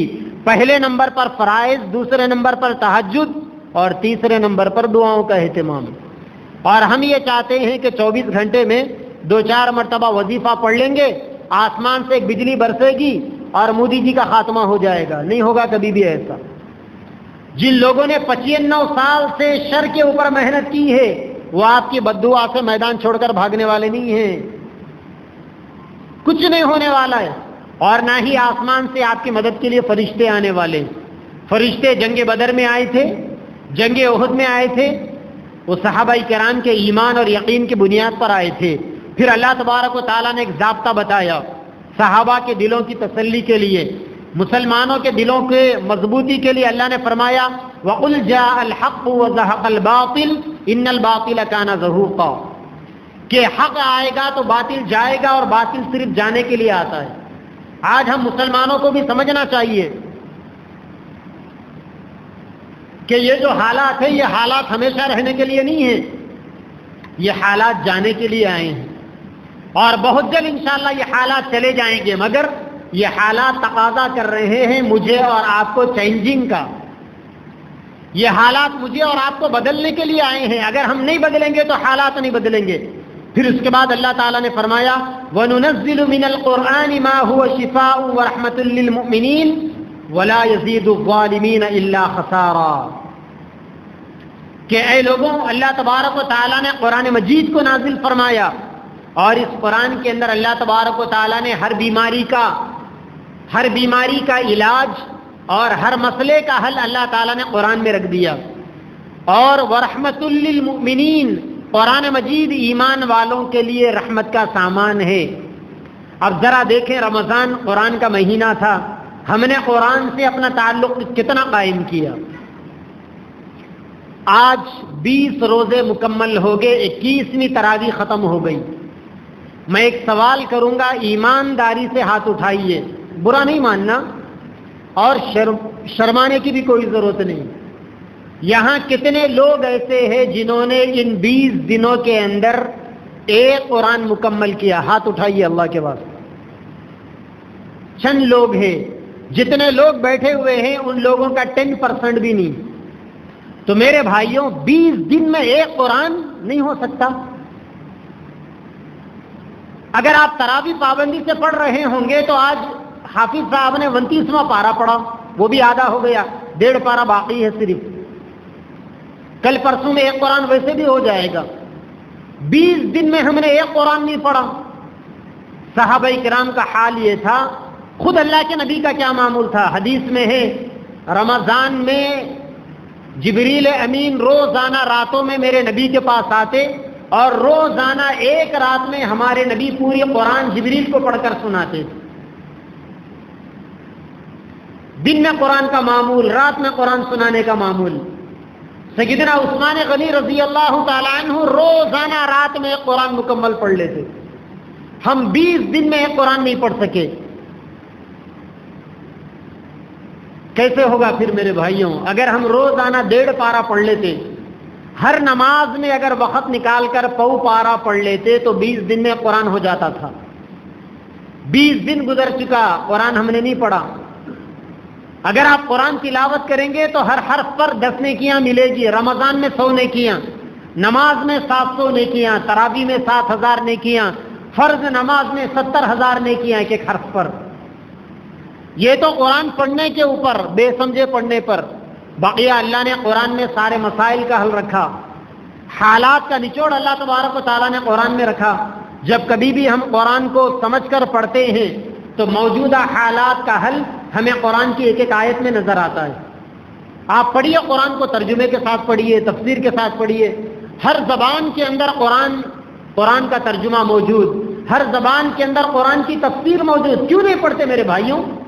کیا قرآن پڑھنا صرف امام صاحب کا حق ہے؟ کیا قرآن پڑھنا صرف مولانا کی ذمہ داری ہے؟ کیا قرآن پڑھنا کسی پڑھے لکھے آدمی کی ذمہ داری؟ آپ کو تھوڑا بہت پڑھنا آتا ہے تو عادت ڈالیے، اپنی اپنی مسجدوں میں درس قرآن کی محفلیں قائم کیجیے۔ بلکہ اب تو مسلمانوں کو اگر اللہ تعالیٰ نے حیثیت دی ہے، توفیق دی ہے، 4-5 کاروباری لوگ مل کر ایک امام کو اپوائنٹ کر لے، جیسا حضرت مولانا مصطفیٰ صاحب دامت برکاتہم مہینے میں 1 دفعہ لاتور سے یہاں آ کر قرآن کی تفسیر بیان کرتے ہیں، ویسا آپ ایک مولانا کو بات کر لیں، ویکلی 1 ٹائم آپ کے گیرج کے اندر یا آپ کے آفس کے اندر یا آپ کے کارخانے میں یا آپ کے دکان میں یا آپ کے گھر میں ایک عالم کو آپ بلا کر چند لوگ بیٹھ کر باضابطہ ان کو تنخواہ دے کر ان سے کہنا چاہیے کہ قرآن ہم سے کیا مطالبہ کرتا ہے، ہمیں پڑھ کر سنائیے، آپ قرآن کی تفسیر کیجئے، درس قرآن کے حلقے لگائیے۔ آج ضرورت ہے اس بات کی، جگہ جگہ پر قرآن کے حلقے قائم ہونے کی۔ کیوں؟ جب تک ہمیں پتہ نہیں چلے گا کہ اللہ نے قرآن میں کیا بتایا، اس وقت تک ہم حالات سے نکلنے کا راستہ نہیں ڈھونڈ سکتے میرے بھائیوں۔ اسی لیے اللہ نے فرمایا وَنُنَزِّلُ مِنَ الْقُرْآنِ مَا هُوَ شِفَاءٌ وَرَحْمَةٌ لِّلْمُؤْمِنِينَ۔ اللہ تعالیٰ نے قرآن کے اندر مسائل کا حل رکھا، بیماریوں سے علاج رکھا۔ ایمان والوں کے لیے قرآن رحمت کا سامان ہے، یہ کتاب ہدایت ہے، یہ اندھیریوں میں نکلنے کا سامان ہے۔ بابا چائے لے کے جاؤ، چائے لے کے جاؤ، بعد میں اس سے ماحول خراب ہو جاتا، رکھ دو۔ یہ اندھیریوں کے اندر اجالا اور روشنی دینے کا سامان ہے قرآن۔ اگر ہم قرآن سے پہلو تو ہی کریں گے تو یاد رکھیں کبھی عروج کی بلندیوں کو نہیں پا سکتے۔ اسی لیے اب ضرورت ہے ہر مسجد کے اندر درس قرآن ہو، جہاں جہاں مسلمانوں کے حلقے لگتے ہیں وہاں کم از کم ویکلی 1 ٹائم قرآن کے حلقے لگنا چاہیے۔ آپ حیرت کریں گے اسلامی تاریخ میں جتنے رولر، جتنے بادشاہ گزرے ہیں، سارے کے سارے بادشاہوں کے بادشاہت میں باضابطہ ان کے شاہی محل کے اندر، کنگ پیلس کے اندر ویکلی 1 ٹائم قرآن کا درس ہوتا تھا۔ اکبر بادشاہ کا نام سنا آپ نے، جسے اکبر دا گریٹ کہا جاتا ہے۔ اکبر بادشاہ کے زمانے میں وہ حکومت آگرہ کے پاس فتح پور سیکری ہے، وہاں سے حکومت کرتے تھے اکبر، کیپٹل تھا ان کا۔ تو وہاں اکبر آباد بھی کہتے ہیں اسے۔ تو اکبر بادشاہ کا محل تھا، ہفتے میں 3 ٹائم وہاں پر ہندوستان بھر کے چوٹی کے بڑے بڑے علماء آتے تھے باری باری۔ ایک دن قرآن کی محفل لگتی تھی، بڑے بڑے مفسر قرآن علماء آتے، بادشاہ بیٹھا ہوا رہتا، پورا دربار سجا ہوا رہتا، اور بڑے بڑے علماء قرآن کی تفسیر کے جوہر دکھاتے۔ ایک دن حدیث کا درس لگتا، بڑے بڑے حدیث کے ماہر علماء آتے، بادشاہ کی موجودگی میں بڑا دربار لگتا، پوری کیبنٹ ہوتی بادشاہ کی، اور حدیث کے نکات بیان کیے جاتے۔ اور چونکہ اکبر بادشاہ بھی حنفی فقہ کا فالوور تھا، امام اعظم ابو حنیفہ رحمۃ اللہ علیہ کا فالوور، اور اس زمانے میں پورا اکھنڈ بھارت افغانستان تک جہاں اکبر کی حکومت تھی، بھوٹان، نیپال، برما، سارے کے سارے ہندوستان میں تھے۔ جب پاکستان تو پیدا بھی نہیں ہوا تھا، 1947 میں پیدا ہوا ہو، بنگلہ دیش تو 71 میں پیدا ہوا، 72 میں۔ تو اکبر بادشاہ کے زمانے میں یہ جو اکھنڈ بھارت تھا، جس کا آج نعرہ لگایا جا رہا ہے اکھنڈ بھارت کا، تو یہ اکھنڈ بھارت کے بڑے بڑے علماء آتے، فقہ حنفی کے ماہر، ویکلی 1 ٹائم اکبر بادشاہ کے محل میں فقہ حنفی کا درس ہوتا۔ اکبر بادشاہ شروع میں بڑا فائز انسان تھا، نیک انسان، علم دوست انسان، لیکن بعد میں 2 بدماش مولویوں نے، ابو الفضل اور فیضی جو ایران کے تھے اور شیعہ تھے، رافضی تھے، اور غضب کے ماہر تھے، کمبختیں کے، بلا کا علم تھا۔ عالم کو اگر علم غضب کا ہو تو کمال کی چیز نہیں، اس علم کا صحیح استعمال بھی ہونا چاہیے۔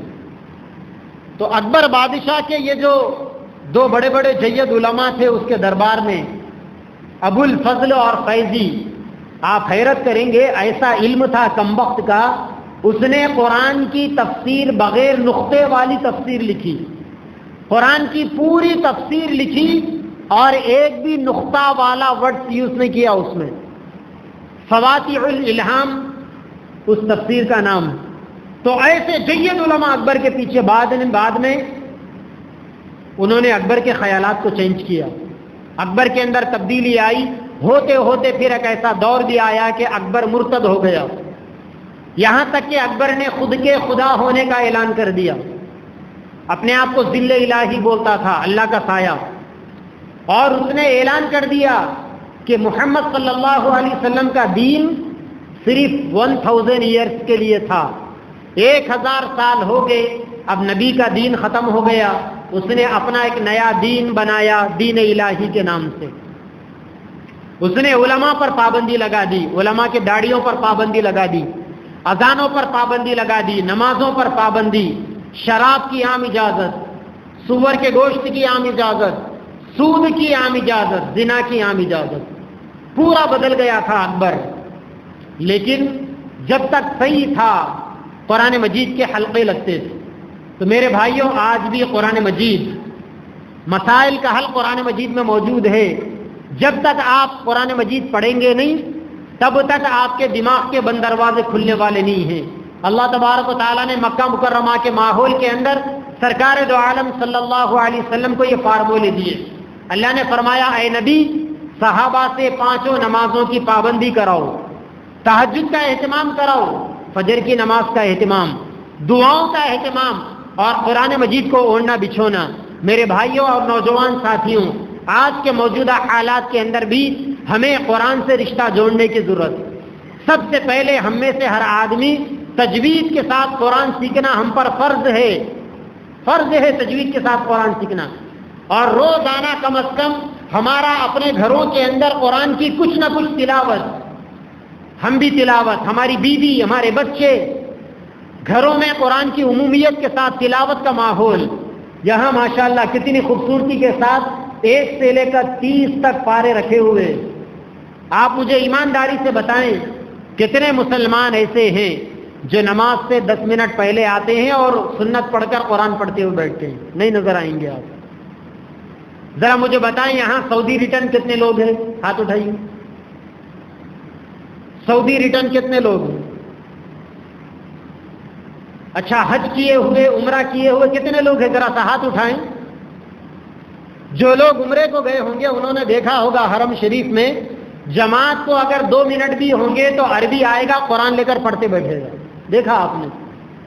وہاں پورے عرب کے اندر کسی بھی مسجد میں آپ چلے جائیں جماعت کو 2-4 منٹ بھی ہوں گے تو وہ آئیں گے قرآن لے کر پڑھتے بیٹھیں گے. اور ہمارے پاس مصیبت یہ ہے کہ ایک آدمی ثواب کی نیت سے مسجد میں قرآن رکھے گا کبھی اس قرآن کے پڑھنے کا نمبر نہیں آئے گا. ہاں اگر کسی کے گھر میں انتقال ہو گیا تو ضرور مرحوم کے گھر سے کوئی آئے گا اور آ کر 30 پاروں کا ڈبہ لے کر جائے گا. ہم نے قرآن کو مردوں پر پڑھنے کی کتاب سمجھ رکھا ہے، حالانکہ قرآن مردوں کے پڑھنے کی نہیں بلکہ مردوں پر پڑھنے کے ساتھ ساتھ یہ قرآن زندوں کے پڑھنے کی کتاب ہے. یہ مردہ پڑھ کر کیا روشنی پائے گا؟ میرے بھائیوں، اللہ نے زندگی دی ہے، زندگی کے اندر قرآن مجید کو پڑھو، ماحول بناؤ قرآن مجید کو پڑھنے کا، اور باضابطہ تجوید کے ساتھ قرآن کو سیکھو. جب تک تجوید کے ساتھ قرآن کو نہیں سیکھیں گے تب تک ہماری فرض نمازیں بھی ادا نہیں ہو سکتی. تجوید کے ساتھ قرآن سیکھنا ہر مسلمان پر فرض ہے، کم سے کم اتنا قرآن جتنا نماز میں پڑھا جاتا ہے. اور پورا قرآن تجوید کے ساتھ سیکھیے، روزانہ قرآن کی تلاوت کا ماحول بنائیے. ایک زمانہ تھا جب مسلمانوں میں تہجد کی نمازوں کا اہتمام ہوتا تھا اور فجر سے پہلے لوگ قرآن مجید کی تلاوت کرتے تھے. تبلیغی جماعت کے بانی حضرت جی مولانا الیاس صاحب رحمۃ اللہ علیہ فرماتے ہیں کہ انسان ہزاروں وظیفے پڑھ لے اس کا اللہ سے اتنا تعلق قائم نہیں ہوتا جتنا تہجد میں فجر سے پہلے قرآن مجید کو دیکھ کر چند آیتیں پڑھ لینے سے آدمی کے دل میں نور پیدا ہوتا ہے. قرآن نورانیت کا سمندر ہے، خزانہ ہے نور کا. اس دل میں نور آئے گا اگر قرآن پڑھیں گے. اور آج ہمارے دماغ بہت مدعو ہو چکے، بیلوں کا کھاتے کھاتے ہم لوگ بیل بن چکے. انسان سائیکالوجی ہے، میڈیکل سائنس بتاتی ہے انسان جیسے جانوروں کا گوشت کھاتا ہے ویسا بنتا ہے. وہ چائنا والے سانپ بچھو کیڑے مکوڑے کھاتے اس لیے ہمیشہ چو چو چو چو چو کرتے رہتے وہ لوگ. عرب کے لوگ اونٹ کا گوشت کھاتے ہیں اس لیے تھوڑا سا پتھر دل ہوتے ہیں وہ لوگ. کسی کو بھی وہ کالا پٹا نکال کے مار دیتے ہیں. بچہ بھی مر گیا تو انہیں رونے نہیں آتا، اونٹ کا گوشت کھائے ہوئے. یہ یورپ والے، یہ امریکہ والے جنگلی جانور کا گوشت کھاتے ہیں. جنگلی جانور چورستوں پر زنا کرتا ہے، روڑوں پر، یہ بھی روڑوں پر شروع ہو جاتے ہیں. انسان جیسے جانور کا گوشت کھائے گا ویسی صفات پیدا ہوگی اس کے اندر. جیسے جانوروں کے ساتھ اٹھنا بیٹھنا رکھے گا ویسی صفات پیدا ہوگی انسان کے اندر. ایک بزرگ کے پاس ایک نوجوان آ کر کہنے لگا حضرت میرے لیے جنت کی دعا کر دیں. انہوں نے کہا جا اللہ تجھے بکروں کی نگاہ عطا کرے. کیا کہا؟ جا تجھے اللہ بکروں کی نگاہ عطا کرے. یعنی بکرا جو ہے آپ نے دیکھا بکروں کو، سامنے والا بکرا جدھر چلے گیا پورا مندہ اسی کے پیچھے جائے گا. وہ لوگ ایسا ہی دیکھتے ہیں، یعنی سامنے والا ہی نظر آتا ہے، ایسا اٹھا کر نہیں دیکھتا ہوں.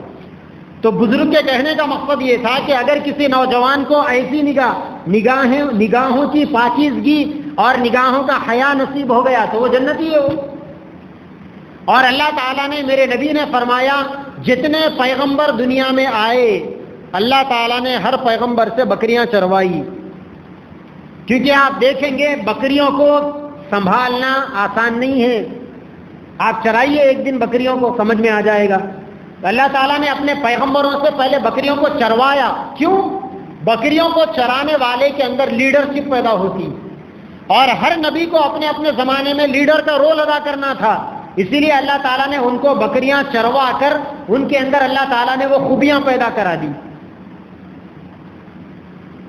وہ خوبیاں اللہ تبارک و تعالیٰ نے عطا فرمائی. بکریوں کے ساتھ میں پیغمبر رہتے تھے، نگاہوں کی پاکیزگی، بکریوں کو سنبھالتے تھے، اللہ تعالیٰ نے اس کے طفیل میں نوازا پیغمبروں کو۔ سیدنا موسیٰ علیہ السلام کے بارے میں واقعہ مشہور ہے، بکری چراتے تھے۔ حضرت موسیٰ علیہ السلام کی جوانی اور ان کی حیا اور پاکی کو دیکھ کر، پاک دامنی کو دیکھ کر حضرت شعیب علیہ السلام نے اپنی بیٹی کا نکاح ان سے کر دیا تھا، بی بی صفورہ کا۔ اور حضرت شعیب علیہ السلام نے مہر کیا رکھا تھا؟ 8 حجج، 8 سال تک میری بکریاں چرانا، یہ میری بیٹی کے ساتھ نکاح کا مہر ہے۔ فَإِنْ أَتْمَمْتَ عَشَرًا فَمِنْ عِنْدِكَ وَمَا أُرِيدُ أَنْ أَشُقَّ عَلَيْكَ۔ حضرت شعیب علیہ السلام نے فرمایا 8 سال تو آپ کے اوپر بکریاں چرانا بیوی کے مہر کے بدلے میں، اگر آپ مزید 2 سال ملا کر 10 سال پورے کر لیں گے تو یہ آپ کی طرف سے ہے، مگر میں تو آپ کے اوپر کوئی دباؤ ڈالنا نہیں چاہتا۔ سیدنا موسیٰ علیہ السلام نے 10 سال بکریاں چرائی، تب جا کر بنی اسرائیل کے پیغمبر بنے۔ واقعہ مشہور ہے کہ ایک بکری کے چھوٹے بچے نے ایک دفعہ موسیٰ علیہ السلام کو بھگایا، جنگل میں بھگایا۔ اب موسیٰ علیہ السلام اس کو پکڑنے بھاگے، اس کے پیچھے اتنا بھاگے، بھگایا، تھکا دیا سیدنا موسیٰ علیہ السلام کو۔ پھر آخر میں مرتا کیا نہیں کرتا، تھک کے وہ بھی بیٹھ گیا۔ اب موسیٰ علیہ السلام گئے، ہم ہوتے تو کیا کرتے؟ 2 پیر پکڑتے، اٹھا کے پتھر کو مارتے، کم وقت کہیں کا، صبح سے اب تک بھگا کر پریشان کر دیا۔ موسیٰ علیہ السلام بھی جلالی پیر تھے، غصے والے تھے حضرت، ان کے بارے میں علماء کو معلوم ہے، واقعہ مشہور ہے، قرآن میں ہے، 20واں پارے میں ہے۔ فَوَكَزَهُ مُوسَىٰ فَقَضَىٰ عَلَيْهِ، موسیٰ علیہ السلام نے فرعون کی قوم کے ایک آدمی کو بھیری مارا تو مر گیا تھا، ایک بھیری مارتے ہی مر گیا ہوں۔ ایسے ماشاءاللہ پہلوان تھے موسیٰ علیہ السلام، ایسے زبردست۔ ہمارے نوجوانوں کو سبق سیکھنا چاہیے۔ کیا آج بھی کوئی آپ کی بھیری سے مرے گا؟ اگر مرے گا تو کوئی بلڈوزر لے کر نہیں آئے گا۔ کانفیڈنس، یقین، سب کے عقل ٹھکانے پر آ جائیں گے اگر آپ کے اس کے اندر ایسا دم آ جائے، موسیٰ علیہ السلام جیسا مکہ بن جائے۔ مگر یہ مکہ کب بنے گا؟ جب آپ کے اندر پرہیزگاری آئے گی۔ یہ مکہ کب بنے گا؟ جب آپ کے اندر فزیکل فٹنس کے اوپر دھیان آئے گا۔ نوجوانوں کو ضرورت ہے اپنے فزیکل فٹنس کے اوپر دھیان دینے کی۔ یہ چھوڑو برگر، پیزا وغیرہ وغیرہ، یہ سلو پوائزن ہے، یہ غذائیں آپ کو اندر سے دیمک کی طرح چاٹنے والی غذائیں ہیں۔ آپ مردوں کی غذائیں کھائیے، میرے نبی کی پسندیدہ 12 قسم کی غذائیں تھی، وہ کھائیے۔ آپ کھجور کھائیے، سال کے 12 مہینے کھائیے، دودھ پیئے، بشرطے کہ پیور دودھ ہو، پاکٹ کا نہ ہو، سال کے 12 مہینے دودھ پیجیے۔ آپ گھاما پہلوان کا نام سنا آپ نے؟ پورے ایشیا کے اندر ایک پہلوان پیدا ہوا تھا، گاما پہلوان۔ میرے استاد محترم مولانا حمید الدین حسامی عاقل صاحب رحمۃ اللہ علیہ نے فرمایا ان کے بچپنے میں گاما پہلوان حیدرآباد آئے تھے، سنا۔ لوگ پورے حیدرآباد کے لوگ جمع ہوئے ان کو دیکھنے، ایسا ہاتھی کے جیسے اونچے پورے۔ ان کے بارے میں مشہور تھا 500 ڈپس مارتے تھے، سانس نہیں ٹوٹتی تھی۔ آپ میں سے کوئی نوجوان ہے 10 ڈپس مارے سانس نہ ٹوٹے؟ کوئی ہے چیلنج کرنے والا؟ اگر مار کے بتائے گا تو انشاءاللہ جاتے جاتے انعام دے کر جاؤں گا۔ ہے کوئی؟ Any body? کوئی ہے میرا چیلنج قبول کرنے والا؟ 10 ڈپس مار کر بتائیے، ایمانداری کے ڈپس، وہ ہوندے چکتے ڈپس کا نہیں ہوتا۔ 10 ڈپس ماریے سانس توڑے بغیر، ایمانداری سے نہیں بتا سکتے، کئی کی جوانی ہے۔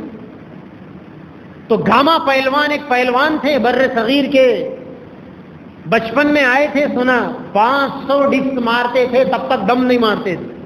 تو حضرت بتانے لگے لوگ ایسا مٹکوں میں پیور دودھ لا کے رکھتے تھے اس زمانے میں، اور وہ زمانے میں مال کی فراوانی تھی، تو لوگ پیور دودھ کے واسطے اپنے جانوروں کو کاجو بادام پستہ اخروٹ انجیر کھجور کھلاتے تھے، سنا۔ تو وہ جو دودھ نکلتا تھا کوالٹی کا دودھ، نظام کے دسترخوان کے بارے میں مشہور ہے کہ نظام کے دسترخوان پر جو ملائی آتی تھی نا دودھ کی، اس ملائی کے اوپر 4 انچ کی، اس دودھ کے اوپر 4 انچ کی ملائی جمی ہوئی رہتی تھی۔ کیوں؟ ان کے جانوروں کو چلغوزہ کھلایا جاتا تھا. 6,000 روپے کلو ہے چلغوزہ. نظام کی بکریاں چلغوزہ کھا کر دودھ دیتی تھی. چلغوزہ، اخروٹ، انجیر، کھجور، پستہ، بادام، وہ بکریوں کو تو غذا دی جاتی. اب وہ کھا کر دودھ دیتی تھی بکریاں. اب وہ دودھ جب گرم کیا جاتا تھا 4 انچ کی ملائی بیٹھتی تھی اس کے اوپر. اور صاحب بہادر نظام اپنے حلووں میں وہ ملائی ڈال کر کھاتے تھے. تبھی تو 300 بیویاں مینٹین کرتے تھے. حکومت چلے گی، عیاشی کی ہے، اللہ تعالیٰ مغفرت کرے. ان کے اچھے کاموں کو اللہ قبول کرے، برے کاموں کو اللہ معاف کر دے. تو گھاما پہلوان آئے تھے، حضرت بتانے لگے لوگ مٹکوں میں دودھ لا کے رکھتے تھے. 500 ڈپس مار کر اٹھ کر ایک مٹکا دودھ لگاتے تھے، سنا منہ کو ڈکار لیتے تھے. پھر اس کے بعد 500 ڈپس، پھر ایک مٹکا دودھ مارے. ایسا ڈائجیشن پاور تھا ان کا. آج ہمارے نوجوان 2 بن زیادہ کھلا دو، ان کا میدا فیل. اب یہ کولڈ ڈرنکس، وہ سافٹ ڈرنکس، ریڈ بل مار رہے ہیں، یہ مار رہے ہیں، ڈائٹ کوک مار رہے ہیں. کیا میدا ہے؟ جوانی کے اندر اگر آپ پتھر بھی کھا لیتے تو گل جانا چاہیے تھا آپ کا. تو یہ جوانیاں. سیدنا موسیٰ علیہ السلام کی جوانی، اٹھا کے ایک بھیری مارا، بتی کو ڈھیر ہو گیا وہیں پر. اب موسیٰ علیہ السلام بکری کے بچے کو بھگاتے بھگاتے بھگاتے تھک گئے. اب مل گیا ان. ہم ہوتے تو اس کا مرڈر کر دیتے یا اس کے گلے پر چھری چلا دیتے. موسیٰ علیہ السلام اس کو پکڑے، فوری اللہ نے دل میں نرمی ڈال دی، رحم ڈال دیا. موسیٰ علیہ السلام نے اس کے پیر دبانا شروع کیا. موسیٰ علیہ السلام نے کہا کہ کمبخت تو بھی تھک گیا، مجھے بھی تھکا دیا. اب میرے پیر تو دبانے والا کوئی نہیں ہے، چل تو تھکا ہوا ہے، تیرے پیر میں دبائے دیتا ہوں. کہتے ہیں کہ اللہ تبارک و تعالیٰ کو موسیٰ علیہ السلام کی یہ ادا پسند آ گئی، اور اللہ تبارک و تعالیٰ نے اسی وقت موسیٰ علیہ السلام کو پیغمبری دے دی، نبی بنا دیا اللہ تبارک و تعالیٰ نے موسیٰ علیہ السلام. تو میرے بھائیوں، انسان جیسے جانوروں کے ساتھ رہتا ہے، جیسی غذائیں کھتا ہے، جو جانور کا انسان گوشت کھاتا ہے وہ خوبیاں انسان میں پیدا ہوتی ہیں. پہلے آپ دیسی مرغی کھاتے تھے، اڑ اڑ کے مارتے تھے. بائلر کھا رہے ہیں، بیٹھ کے رہ رہے ہیں. بائلر مرغی کو دیکھو آپ، اس کے لیے کھٹلا بنانے کی ضرورت نہیں، اور اس کو جالی میں ڈالنے کی بھی ضرورت نہیں. ڈال دو، وہ کہیں بھاگنے والی نہیں. وہی دیسی مرغی پورا محلہ بھگائے گی، آپ کو پانی پلائے گی، لیکن نہیں ملے گی. ابھی میں بیٹھا ہوا تھا، ایک ساتھی آ کر بولنے لگے، مصعب آپ کا بچہ تینوں کو مار رہا تھا. بولنے لگے وہ میرا بچہ، وہ نماز پڑھ رہا تھا، ایک بچہ آ کے اس کو پیچھے سے چھیڑ رہا تھا. میں اندر CCTV کیمرے میں پورا چیک کیا میرے بچے کی شرارتوں کو، کہ اگر میرا بچہ غلط ہو تو میں اس کو اصلاح کروں. تو میں نے دیکھا میرا بچہ نماز پڑھ رہا، پیچھے سے آ کے مار کے جا رہا. 3 مرتبہ برداشت کیا. اس کے بعد انہوں بھی گئے، پٹھان ہے، خان صاحب ہے، خان کا بچہ ہے. تو اب یہ بھی گئے، اب لڑ لیے بچے. کیمرے میں دیکھا، میں کیمرہ نمبر 4 میں موزن صاحب کو بولا بتاؤ، ایک بچہ تینوں کو مار رہا. تو آ کے بول رہی آپ کا بچہ اتنا ہے، اچھل اچھل کے تینوں کو مار رہا. میں بولا بائلر نہیں کھاتا، دیسی کھاتا ہوں، اس لیے اڑ اڑ کے مار رہا ہوں. تو آج ہماری حالت یہ ہے کہ ہم بیل بن چکے میرے بھائیوں. اسی لیے پیارے نوجوانوں، آپ اس ملک کا فیوچر ہو، آپ اس سوسائٹی کا، اس کمیونٹی کا فیوچر ہو. آپ کی بڑی ذمہ داریاں ہیں. آپ اپنے آپ کو معمولی مت سمجھو. علامہ اقبال ساری زندگی تڑپتے رہے آپ کو اٹھانے کے لیے، آپ کو خواب غفلت سے بیدار کرنے کے لیے. اقبال بار بار کہتے تھے، عقابی روح جب بیدار ہوتی ہے جوانوں میں، نظر آتی ہے انہیں اپنی منزل آسمانوں میں. نہیں تیرا نشے منقصر سلطانی کے گنبد پر، تو شاہین ہے بسیرا کر پہاڑوں کی چٹانوں میں. نوجوانوں کے اندر جب کانفیڈنس آتا ہے، نوجوان جب ہمارا موٹیویٹ ہوتا ہے، نوجوانوں کے اندر جب چینجز آتے ہیں، یہ اپنی جوانیوں کا حصہ اللہ تبارک و تعالیٰ کے نام پر کر دیتا ہے. پھر یاد رکھیں، ساری دنیا ان نوجوانوں کو للکارتے رہتی ہے مگر ان کا کچھ نہیں بگاڑ سکتی. آج ہمارے نوجوانوں کو اپنے اندر دینی بیداری لانے کی ضرورت ہے، اور یہ دینی بیداری آئے گی قرآنی حلقوں سے، قرآن کی تلاوت سے. پچھلا دور تھا لوگ تہجد کے اندر قرآن پڑھتے تھے، اور آج کا دور ہے ہمارے نوجوان موبائلوں میں اپنے آپ کو فنا کر لیے. میرے پیارے نوجوانوں، میری معلومات میں ایسے بھی نوجوان ہیں جو رمضان میں روزانہ آج بھی ایک ایک قرآن پڑھتے ہیں، روزانہ مکمل ایک قرآن ختم کر کر سوتے ہیں، وہ اس سے پہلے نہیں سوتے. قرآن سے عشق کے درجے میں تعلق قائم کر لو، قرآن میں غور و فکر کرو، حالات کا حل قرآن سے نکالو، علماء کے ساتھ میں بیٹھ کر قرآن پڑھنا سیکھو، تفسیر قرآن کی پڑھو، ترجمہ قرآن کی پڑھو، اور اپنے بچوں کو منظم مکتب کی تعلیم دو. یاد رکھو ہمارے مسائل کا حل دو چیزوں میں. اس ملک کے مسلمان اگر اپنے اوپر آنے والے حالات کو بدلنا چاہتے ہیں، اگر فیوچر کے اندر مسلمان یہاں کوئی تبدیلی دیکھنا چاہتا ہے، کوئی زیادہ بڑا کام نہیں، دو کام کرو. پہلا کام آپ کو ایجوکیٹڈ ہونا پڑے گا، پہلا کام آپ کو الٹریسی کو دور کرنا پڑے گا اور لٹریسی کے گراف کو بڑھانا پڑے گا. اس میں آپ دینی تعلیم، دنیاوی تعلیم، مسلمان اپنے ادارے قائم کرے، اپنے اسکولز قائم کرے، اپنے کالجز قائم کرے. یہ اسکول کیا ہے؟ Convent school. آپ کے بچے جا کر ایمان کا سودا کر کر آ رہے ہیں. ابھی مجھے لینے کے لیے ہمارے حافظ صاحب آئے، نابینا مولانا مٹپلی. آتے آتے گاڑی میں ان سے ڈسکشن چلا. وہ بتانے لگے کہ پورے ہندوستان میں 10 لاکھ نابینا لوگ ہیں، ہر مذہب کے ماننے والے، اور 10 لاکھ نابینا لوگوں میں نابینا لوگوں کے پڑھنے کا ایک بریل سسٹم ہے، بریل قرآن بھی ہے ان کا. ڈاٹس ہوتے ہیں، وہ ڈاٹس میں ان کے الفابیٹ ہوتے ہیں، الف با تا سا اے بی سی ڈی آ آ ای فلاں فلاں. وہ نابینا لوگ اس کو انگلی لگا کر قرآن پڑھتے ہیں، حدیث پڑھتے ہیں، اردو، عربی، انگلش، تیلگو، ہر لینگویج پڑھتے ہیں. تو ابھی مولانا بتانے لگے کہ ہندوستان میں 10 لاکھ لوگ نابینا ہیں، اور یہ پورے نابینا جو مسلمان بھی ہے غیروں کے بریل اسکولز میں جا کر اپنے ایمان کو، اپنے مذہب کو بیچ دے رہے. اور پورے ہندوستان میں نابیناؤں کے لیے ایک مدرسہ پونا میں چلتا ہے جہاں صرف 60 بچے، اور ان کا مولانا کا ارادہ ہے تلنگانہ کا ایک ماڈل بریل اسکول قائم کریں. میں نے کہا کہ آپ قائم کیجئے، ہم دعا بھی کریں گے انشاءاللہ، اس میں ہم بھرپور مدد کریں گے انشاءاللہ. آپ کے علاقے کا نوجوان ہے، ارادہ کیا ہے، ہماری اور آپ کی سب کی ذمہ داری. ورنہ جو نابینا وہاں جا کر ایمان کو کھو رہے ہیں، ان کے ایمان کو بچانا بھی ہم سب کی ذمہ داری. ہمارے بچے کانوینٹ اسکولوں میں جا کر اپنے ایمان کا سودا کر کر آ رہے ہیں. اور یاد رکھو میرے بھائیوں، آپ اپنے بچوں کو پڑھاؤ جتنا پڑھانا ہے، ہم نہیں پڑھانے کے نہیں بولتے، لیکن ان کو مذہبی بناؤ، ان کو دیندار بناؤ. میرا بچہ بھی میرے ساتھ میں ہے، 6 سال کا ہے وہ. میں نے اس کو ہوم اسکولنگ کرایا تھا. ہمارے پاس ایک اسکول ہے کانوینٹ اسکول، لے جا کر اس کا ایڈمیشن کرا دیا. میں ایک سفر پر تھا، میرے سالے صاحب لے جا کر ایڈمیشن کرا دیے. بچے نے پرنسپل سے پوچھا اسکول کے ٹائمنگ کیا ہے، اس نے ٹائمنگ بتائے. میرے بچے نے کہا پھر ظہر کی نماز کے لیے وقت نہیں ملے گا. پرنسپل نے کہا ہم نہیں چھوڑیں گے. میرے بچے نے کہا ہم اسکول نہیں آئیں گے. 3 مہینے بچہ اسکول گیا. جب سے وہ اسکول جانا شروع کیا تب سے اس کا حفظ بھی شروع ہوا، تب سے اس کا دل قرآن میں لگتا ہی نہیں. 3 مہینے ہو گئے. اب عجیب چینجز بچے کے اندر. میں نے میرے حضرت سے پوچھا کہ بچہ جب سے اسکول جا رہا ہے قرآن میں اس کا دل نہیں لگتا، اس کی کیا وجہ ہے؟ تو حضرت نے کہا کہ ماحول کی نحوست ہے. آپ کا بچہ جا رہا ٹائی لگا کے جا رہا، چڈی پہن کے جا رہا، وہ وندے ماترم کے ماحول میں جا رہا، کفریہ اور شرکیہ اور دہریہ ماحول میں جا رہا، اس کی نحوستوں کی وجہ سے یہ سب کچھ ہو رہا. میں نے اسی دن بچے کو اسکول سے نکال دیا.